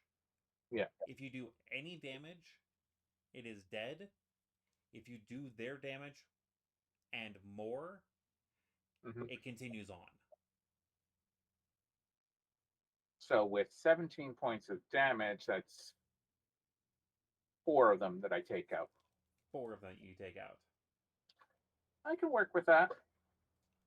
At which point, yes, I'm going to try the move and get up in the air. All right. I need you to make a. I'm guessing acrobatics is your higher roll ability. Between athletics and acrobatics, most definitely. All right, give me an acrobatics check. 26.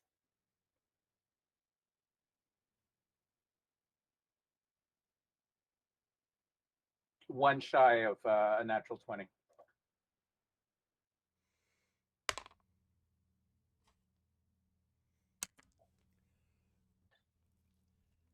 Yeah, they'd have to get a natural 20 to meet you, and they didn't. Mhm. So you're able to take your steps forward and leap up off the ground. You feel a couple of hands like reaching towards you, but Mhm. you are able to get into the air. Okay, Is that your turn? that's the end of my turn. Dio. All right. How many ish are left, and how many could I hit with another shatter? There are 19 left. If you aim it right, you can hit. How many could you fit in a 20-foot radius? Let me see. Roll 20. Where are you? I just need a random map. Note that if you do try and hit all of them, you will also be hitting party members. I'm aware. If it's Cassius, it's okay. I miss having a wizard where I could shape my spells. If it's Sorka, I'll just remember. I'm aware. You will also be hitting yourself a little bit during this. Like, if you want to get the largest cluster, you're going to have to be taking a bit of a hit too. I'm aware.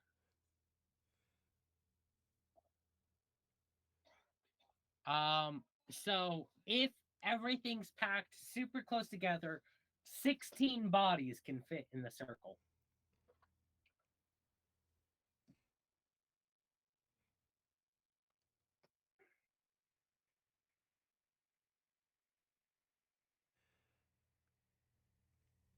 Your best numbering that you could do with hitting mostly skeletons and the least number of party members will get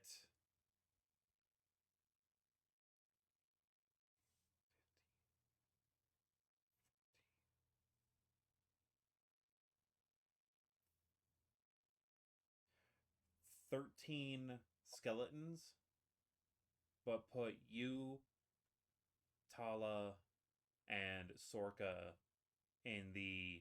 Okay, what's my best option that doesn't include Sorka? Actually, no. It wouldn't be 14. It would be. It wouldn't be Tala. It would be Drazul. That is in the damage range.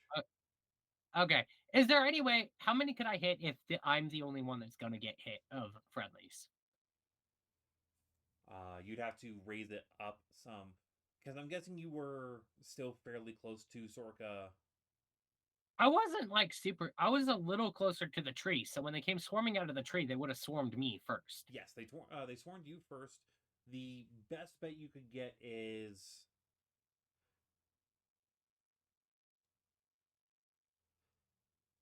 we'll say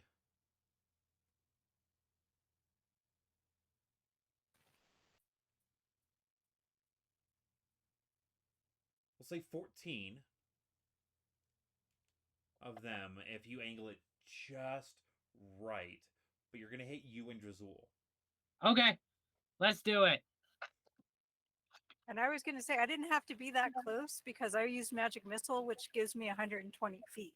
Right, and you hit some that were coming in off of the flank.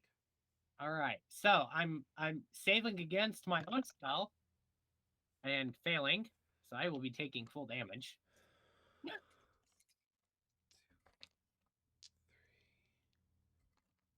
know I have 40, 20 in this little box. There are the smaller ones. All right. And I said you will get 12 of them.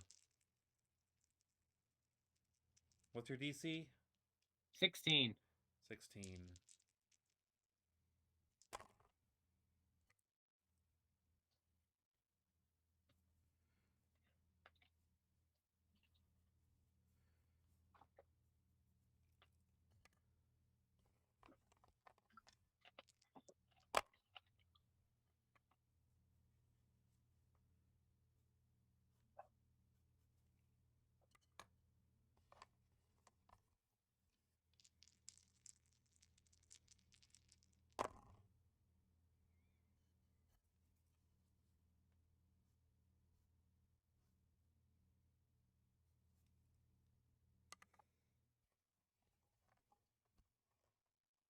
And Drazul passes. So he will take 8 points of thunder damage. Which looks like it properly rocks him. He has retainer rules. Oh no. But he has more than one wound point. He's more than Okay. level 1. I go, I apologize, but these fuckers need to go. As I cough out a little bit of blood, it's very clear that I got hit with the full force of my own shatter. Yes. Additionally,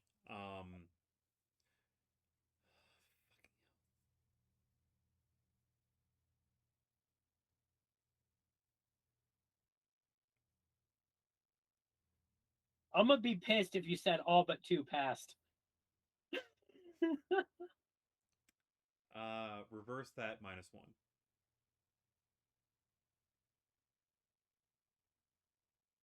All but 1 failed?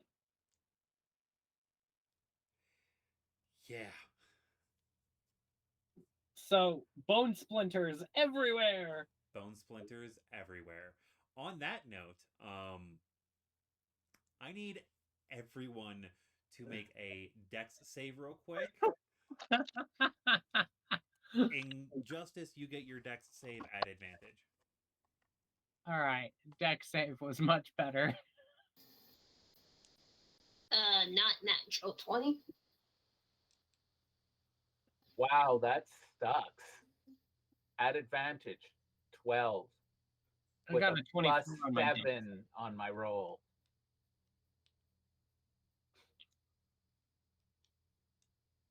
So I'm trying to move away from the group of skeletons too. So as I shatter myself and I'm trying to move, I kind of fall into a roll away. And I got a 24 on my dex save. All right. Nice. I got a 7 total. Oh no.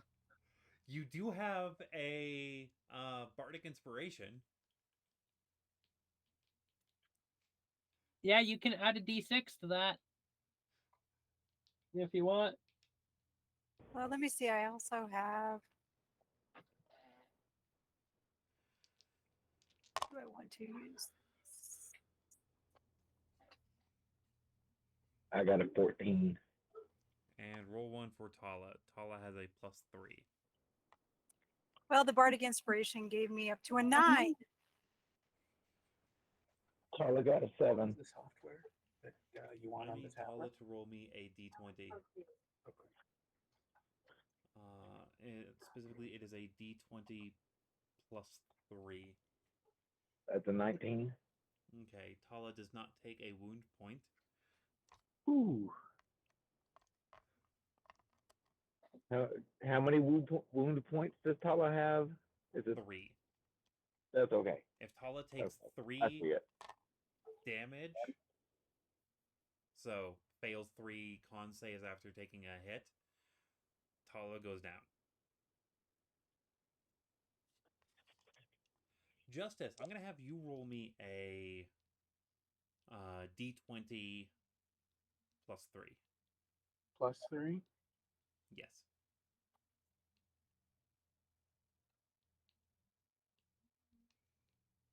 $14.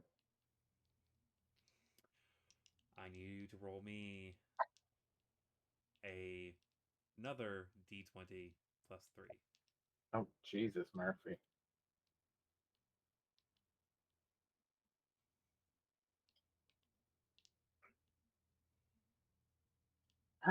Yeah, okay, whatever.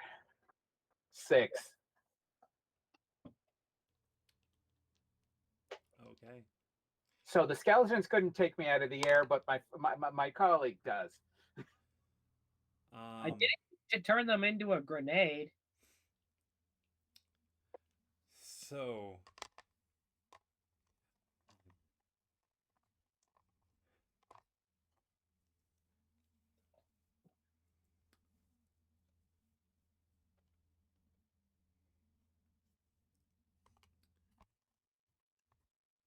those that pass will only take half damage off of this.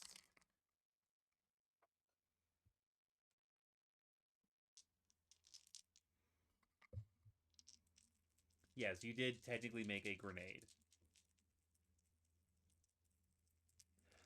The pass was a DC 15.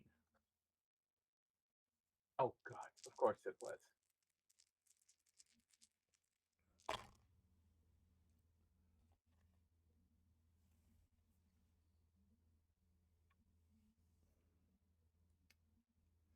So, if you got a 14 or lower, you're taking 20 points of piercing damage. Jesus, mother. You brought me below half, Dio. As bone splinters shatter everywhere. And then I take half of that, right? Yes. Oh, okay. Yeah. I'm not doing hot. Let me get up in the fucking air higher next time before you try something like that. Didn't realize they were that brittle. They're freaking skeletons. If they were zombies, I'd say no, it wouldn't have been so much of an issue. There are no more skeletons. At least there's that. Lily does look very hurt.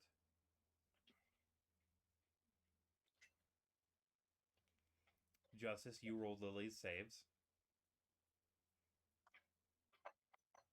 Okay. As well as her wound save. She failed, obviously. Mm-hmm.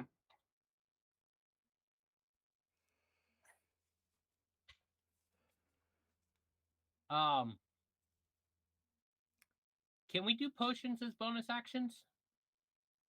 You can do a potion as a bonus action. It is still technically Did your turn. anyone go down? don't think anyone went down. If everyone's still standing.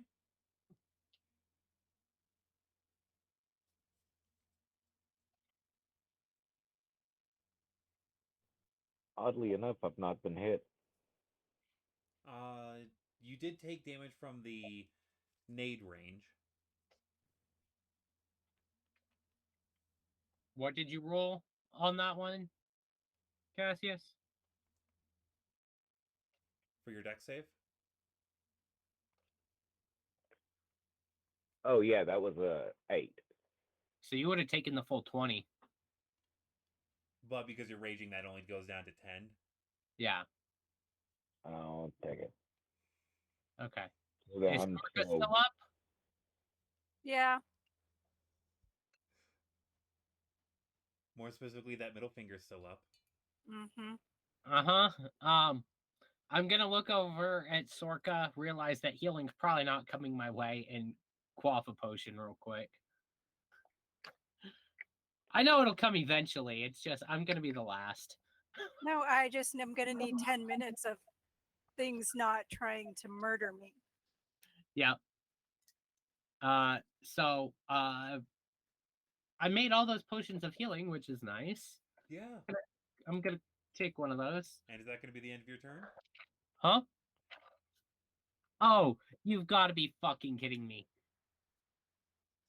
Minimum healing on that potion. 4 points. Karma! Oh, that sounds like karma. Yes, yes, it does. I rolled 2-1. I love it. I deserve that. It is Lily's turn.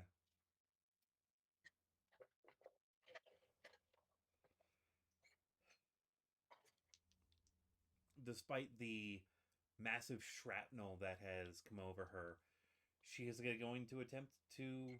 Oh wait, she has to roll her concentration.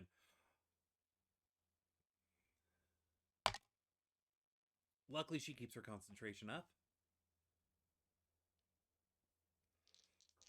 And she takes 2 shots at the shambling mound, which will both hit.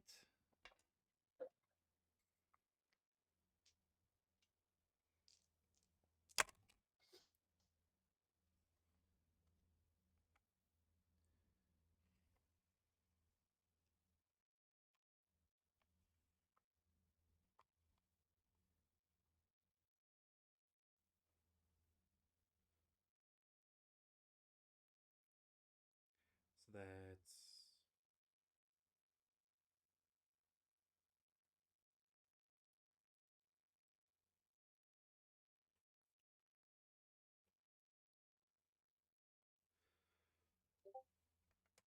Her 2 arrows hit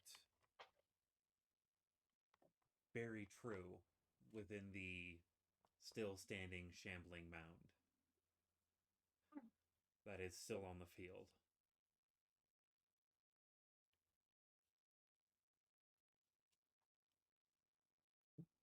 That's an egg. Sorka, it is your turn. Okay. So Lily is hurt badly, and Drazul got hit pretty good as well, correct? Drazul got hit pretty well, but he seems to have reasonably shaken off the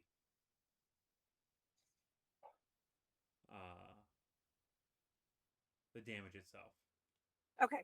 So I'm gonna do a healing word. I'm within 60 feet of. Yes, you were within 60 feet of Lily. Okay. And am I also within 60 feet of the shambling mound as well? Yes.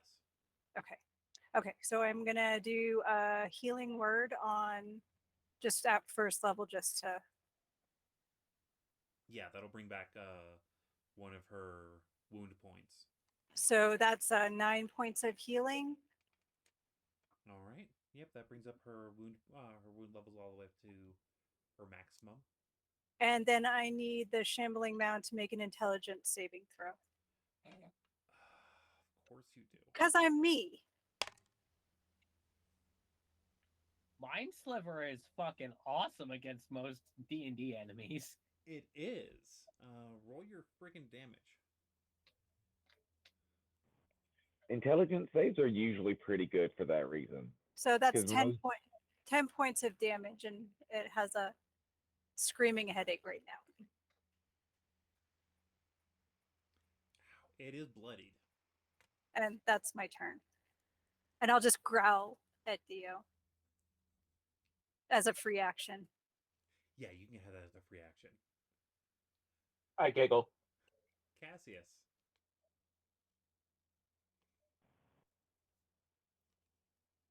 I will attack the closest enemy. All right, you are able to move up to the still moving other shambling mound, the one that was coming in against the Yeah. party from the other from the flank. All right. Have at thee. 15. 15 hits. 15 meets. Okay.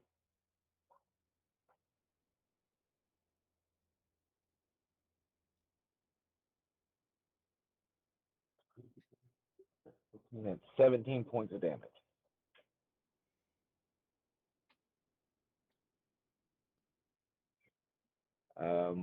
Oh, and I would like to bonus action grapple.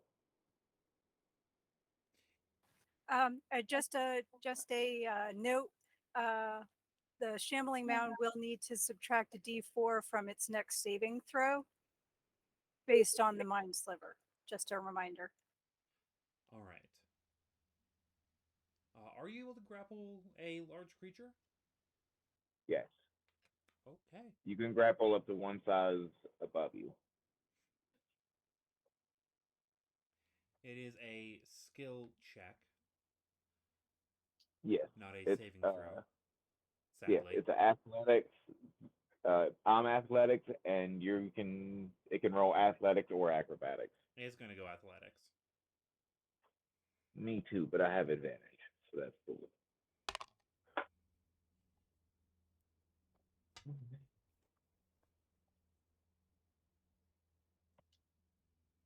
Double check my math. That is a 20 total. All right. Out of curiosity, after you have it grappled, what would be your thing that you're going to do next with after it's grappled? Like, what would be your next thing you would do? Oh, I'm just going to hold on to it till next turn so it can't go anywhere. What would happen next turn if it is still not moving? At the start of my next turn, it'll take a D4 of damage. Is that it? Or is that a class ability? That's a class thing. All grapple does is just make it speed 0. Yeah. What would be your next action on your turn? Oh, I'd be continuing to hit it. Okay, you get 1 hit.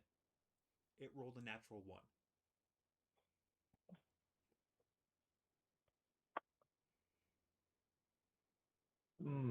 That probably doesn't hit. That's an 11, so miss. Unfortunately, get yeah, that excited. does miss it. Get excited and like way overswing. Too much. All right, it is Tala's turn. Tala will. What enemy is closest to Sorka? The Shambling Mound. The Shambling Mound is the only thing that was not turned into a grenade recently. Oh, fair enough. So Tala will attack. Ooh, that's a hit. 24. That will hit, and that does 10 damage, so...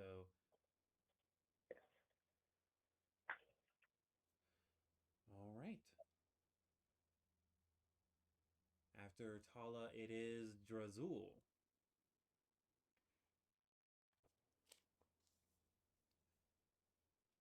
Who is going to move up to the Shambling Mound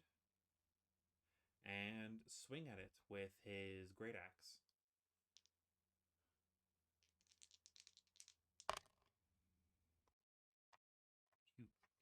I'm going to retire that die. Okay. Almost made it work off. He misses both times. The probably shell shock. It is the Shambling Mound's turn.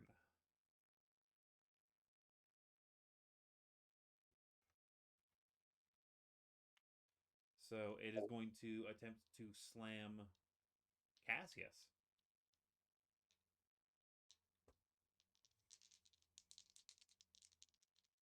And you said your armor is a 23? Correct.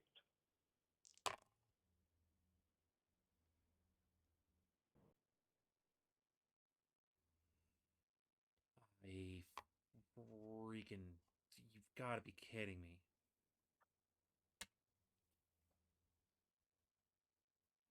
Yeah, it misses. Both times.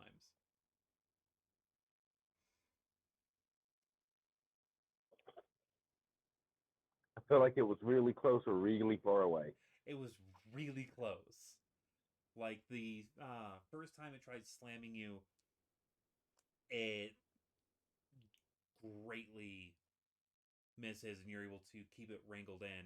But the second time it tries, you're able to, like while holding it, just shift it just that little bit at the last second, and it slams right next to you with a ton of its vines. Wells, you are up.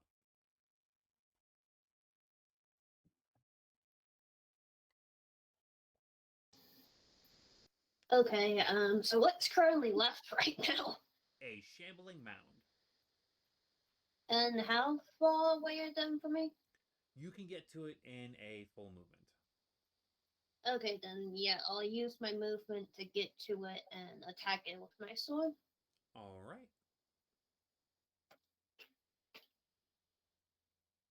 22 hits.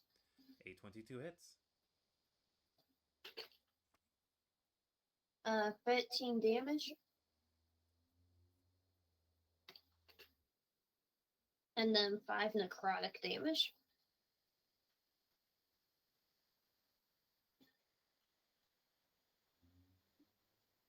All right. It's still standing. Okay, then I'll attack it a second time with my sword. All right.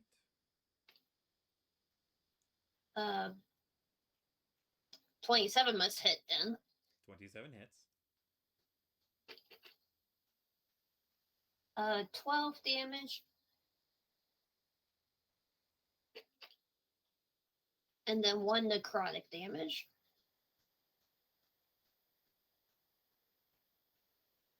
It is still standing. It is not looking good at all. But it is still standing. Justice, it is your turn.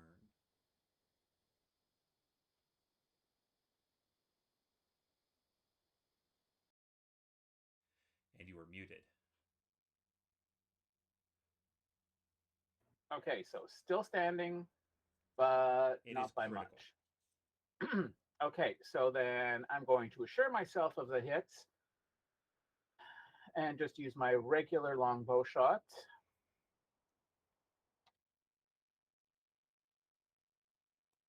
$17 to hit, I assume hits. How do you want this to go down?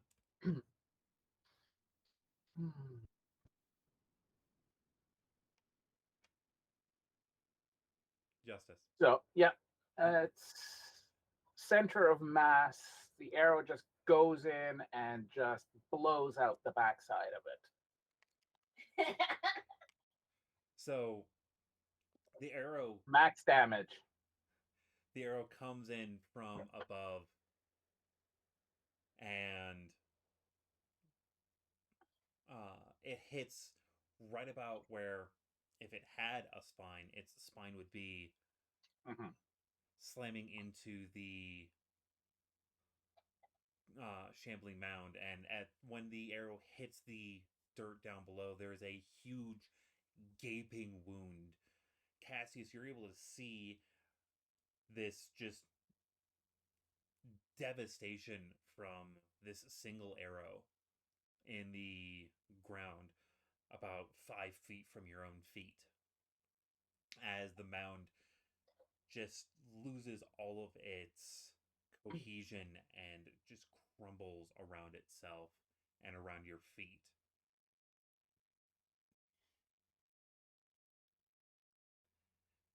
As the creature dies.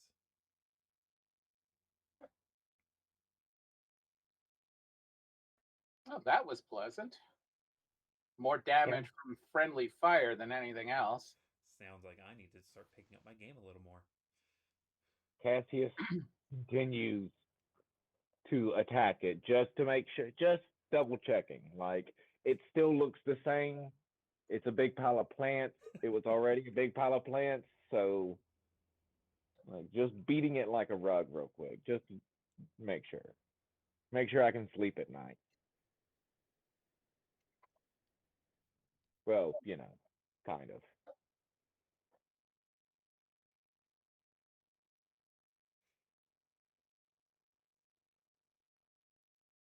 Okay. I am going to take 10 minutes to heal 6 people, including myself. 6. I will include Dionysus in this. Right, because Lily is already fully healed. Mm-hmm.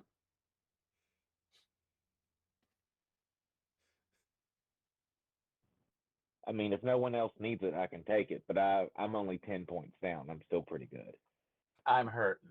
Yeah. Oh, then How's I think that- Tala looking? Does like most everybody. So, yeah, the dragon can. and Tala, I think, needed, right? Tala passed the So- wound saving. Oh, okay. Okay. So yeah, so anybody that needs it, as long as it's just 5 other people, 5 others of us. Uh, I will sit down for if 10 Tala- minutes and if say, Tala- if Tala and Lily don't need it, it would get some goodwill to include Dracul.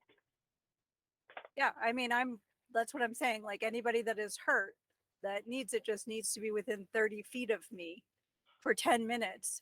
And you guys can watch out to make sure that nothing tries to attack me. Yep, done. Sounds good. Okay. Then I will roll for how much healing.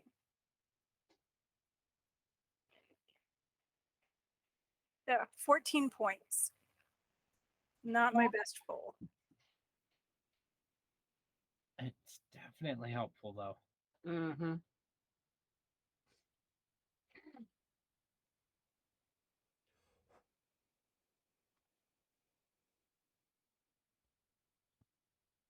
All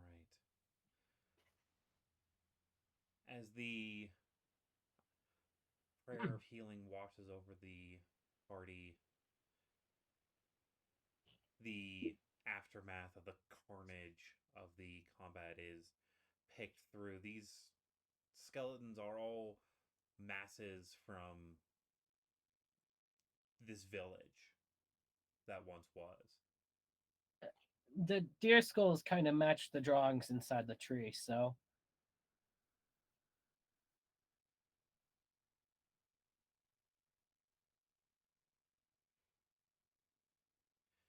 Do you want to explore anywhere first? after the healing, I would go like to see if there's anything important to find other than the drawings inside the tree.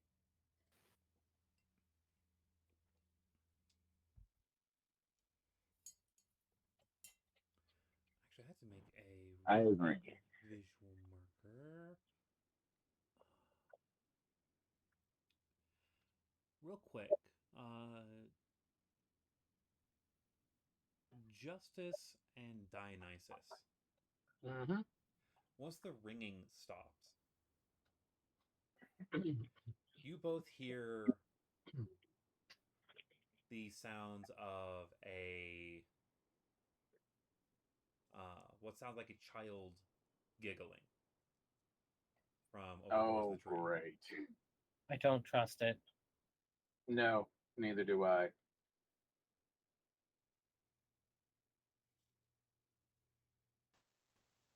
I was going to say that we could check out the houses too, but if there's weirdness that you guys point out, then we should probably stick together.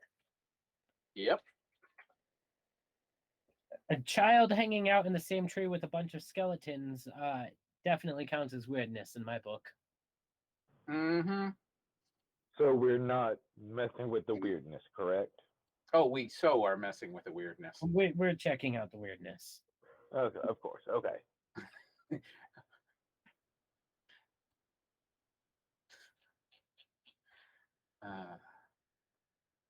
During that 10 minutes the prayer is going on, I'm going to be bringing Noct back. All right.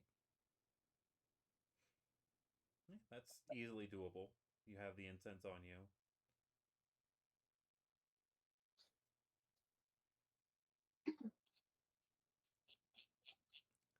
Do you send Noct in first, or No, I just had to bring him back.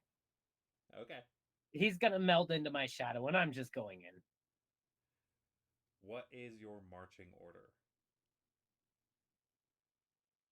Very stupidly, I'm walking up front. Yep. He's stupid. Drazul, you and I, we go next. Try and keep the idiot there from killing himself. Jazul actually holds up his hands.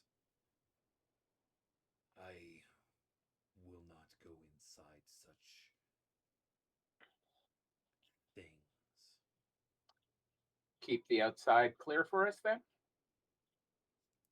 This I can do. Sounds good. His reticence is not giving me warm fuzzies. Onward and forward.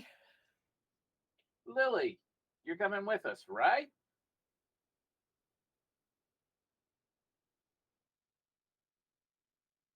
If that one is staying outside, I'd rather not. I'd rather not have it at my back. I guess that we can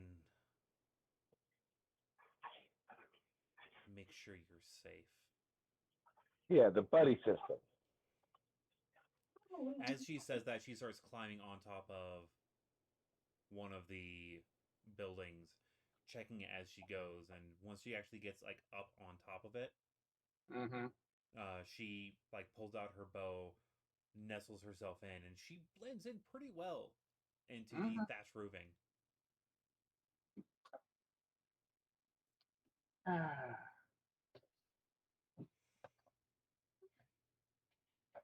Okay, well,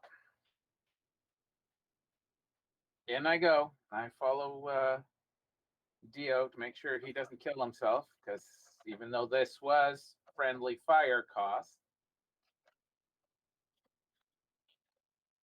Okay, you got hit one more time as opposed to like 6 more, okay? I wasn't gonna get hit.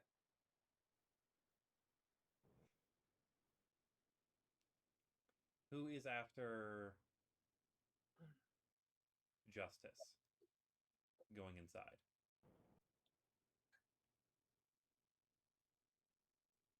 I guess Kathy? me. So I can be in kind of in the middle. All right. Yeah, that's fine. Cassius was going to be closer towards the back because he does not have dark vision or anything. So I will cast light on something on your person. cool.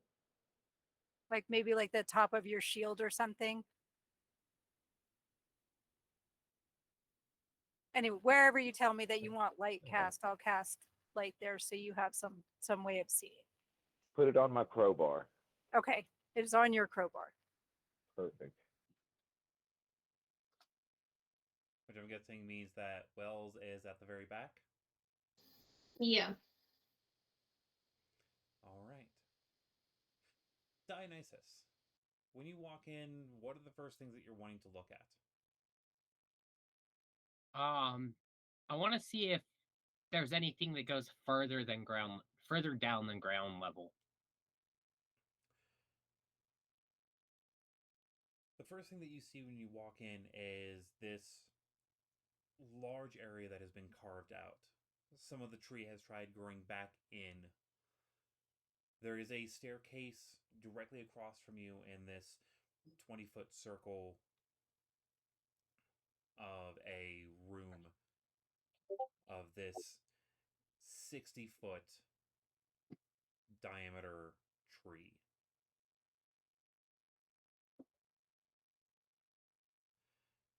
Directly across are two staircases.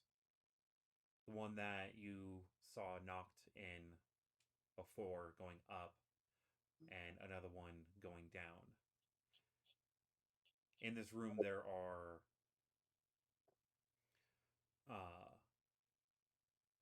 little squares that have been carved into, well, sorry, not squares, rectangles that have been carved into the tree itself. Stone slabs set off to the sides, as if this was a burial site. The insides are empty. You can assume that what was in there is what came out of the tree. In this room, the first thing that catches your eye, aside from all of that, is a continuation on this mural. On the left side, there is eight individuals on the left side, and on the right, there are 5.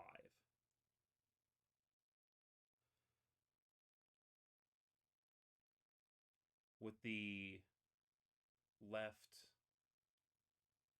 give me 1 second, I have to get the description back up.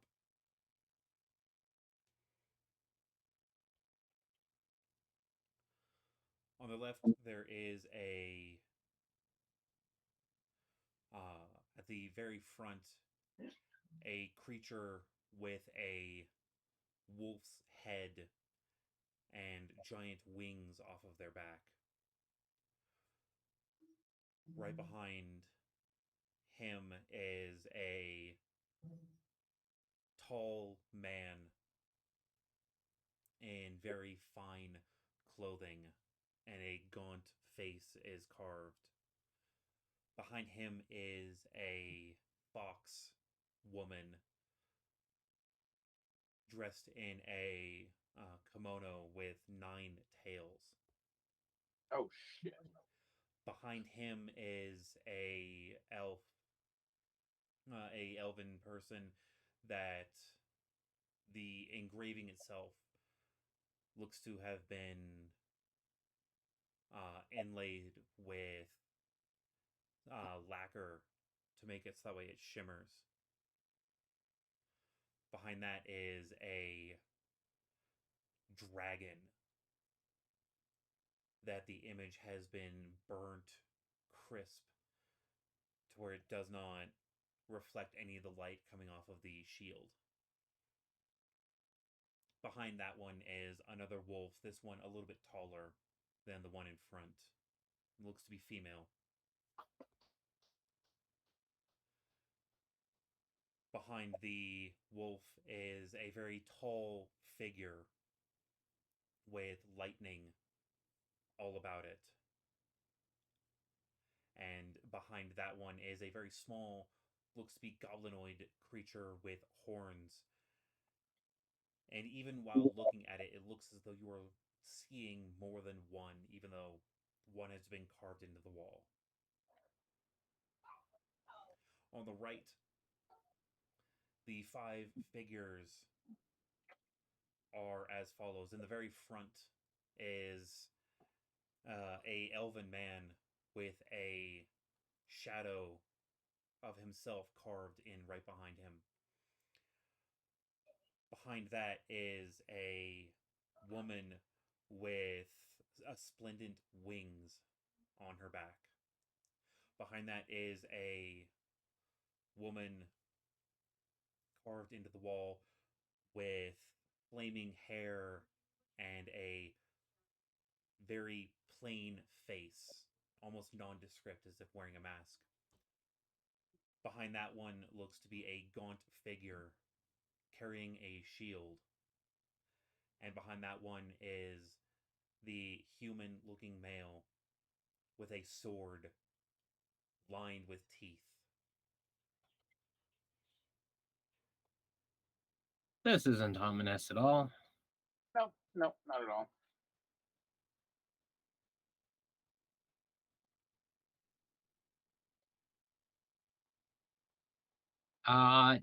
Do I see the source of the giggling? No.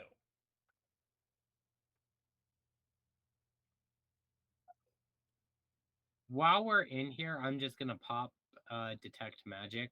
Keep that up on myself.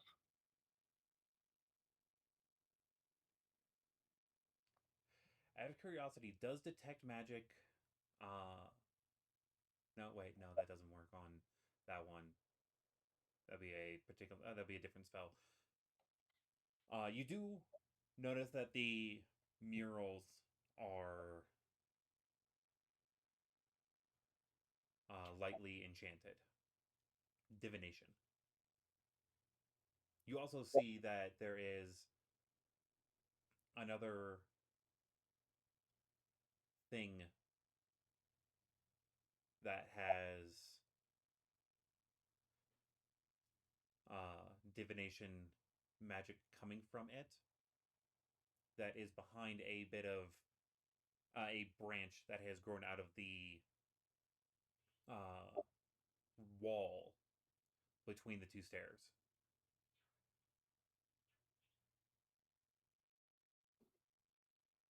Lots of divination magic present. Can I tell what it is, or do I have to go move the branch? You would have to get closer. Yeah, I go get closer to that other divination. Do you want me to touch it? When you move the branch, you notice that there is a rectangle carved into the wall. A picture of a mage of some kind. In one hand, he has a stick pointed up. No, not a stick. In one hand, he has a cup that is pointing up. In the other hand, he has a stick pointing down.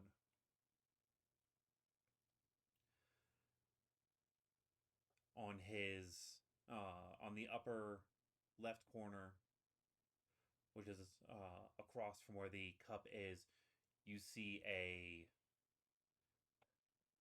sword pointing upwards.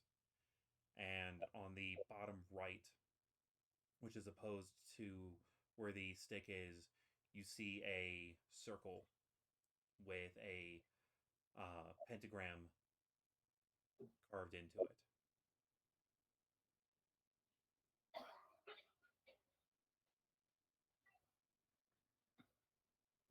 Do I get any sense that this is some kind of puzzle, or is it just a carving?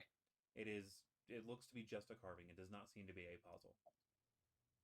Hmm. But as you got close, you also notice that there is a little bit of illusion and transmutation upon just the carving itself. Weird. Everyone be ready. I'm about to touch a thing. Oh God. I'm at least giving you warning this time, right? Uh-huh. Cassie, On that it note, takes be John right back. Jackson. As soon as everyone kind of takes a couple steps back, I reach up and touch the carving. It doesn't feel like wood as soon as you touch it. And it goes from being just a simple wood carving to having more coloration on it. The robes of this person are red with gold trim. It feels like a card in your hand that has just been mildly stuck to the wall.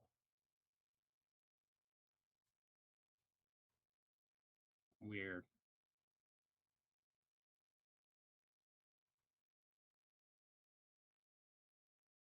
Can I move it at all? Yeah. Anything behind it? There is a eye on in the palm of a hand behind the card that is now in your hand.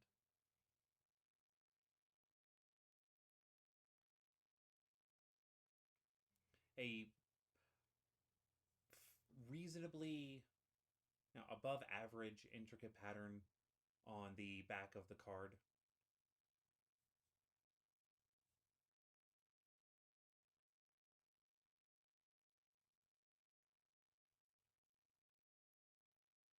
Put it in my jacket for now. All right. In your inventory, add the. You can add a card, Major Arcana, the Mage. Okay. Card 1.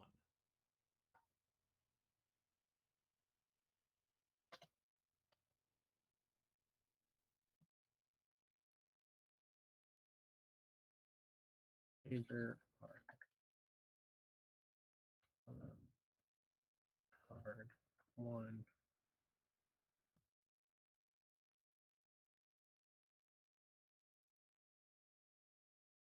Okay.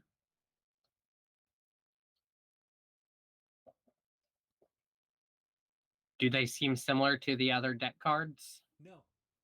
No? Okay. This is very different from other deck cards. For one, this card seems much older. Goody.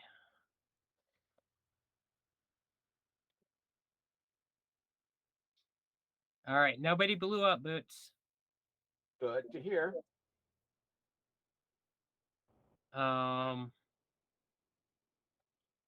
Do we still hear that giggling at all? You hear the giggling again. It sounds like it's coming from upstairs.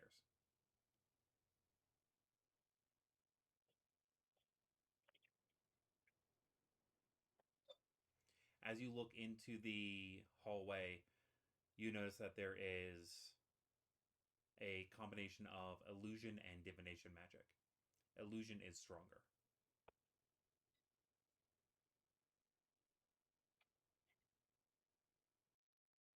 Follow the magic. Everyone, Yep. follow the magic.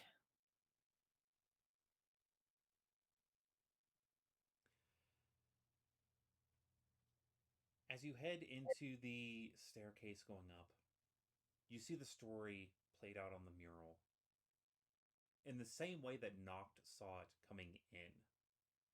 Starting at the beginning of these small group finding this orb.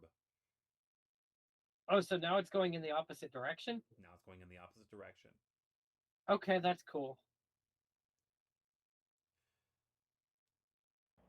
The story gets That's to not- around the same part that it did before.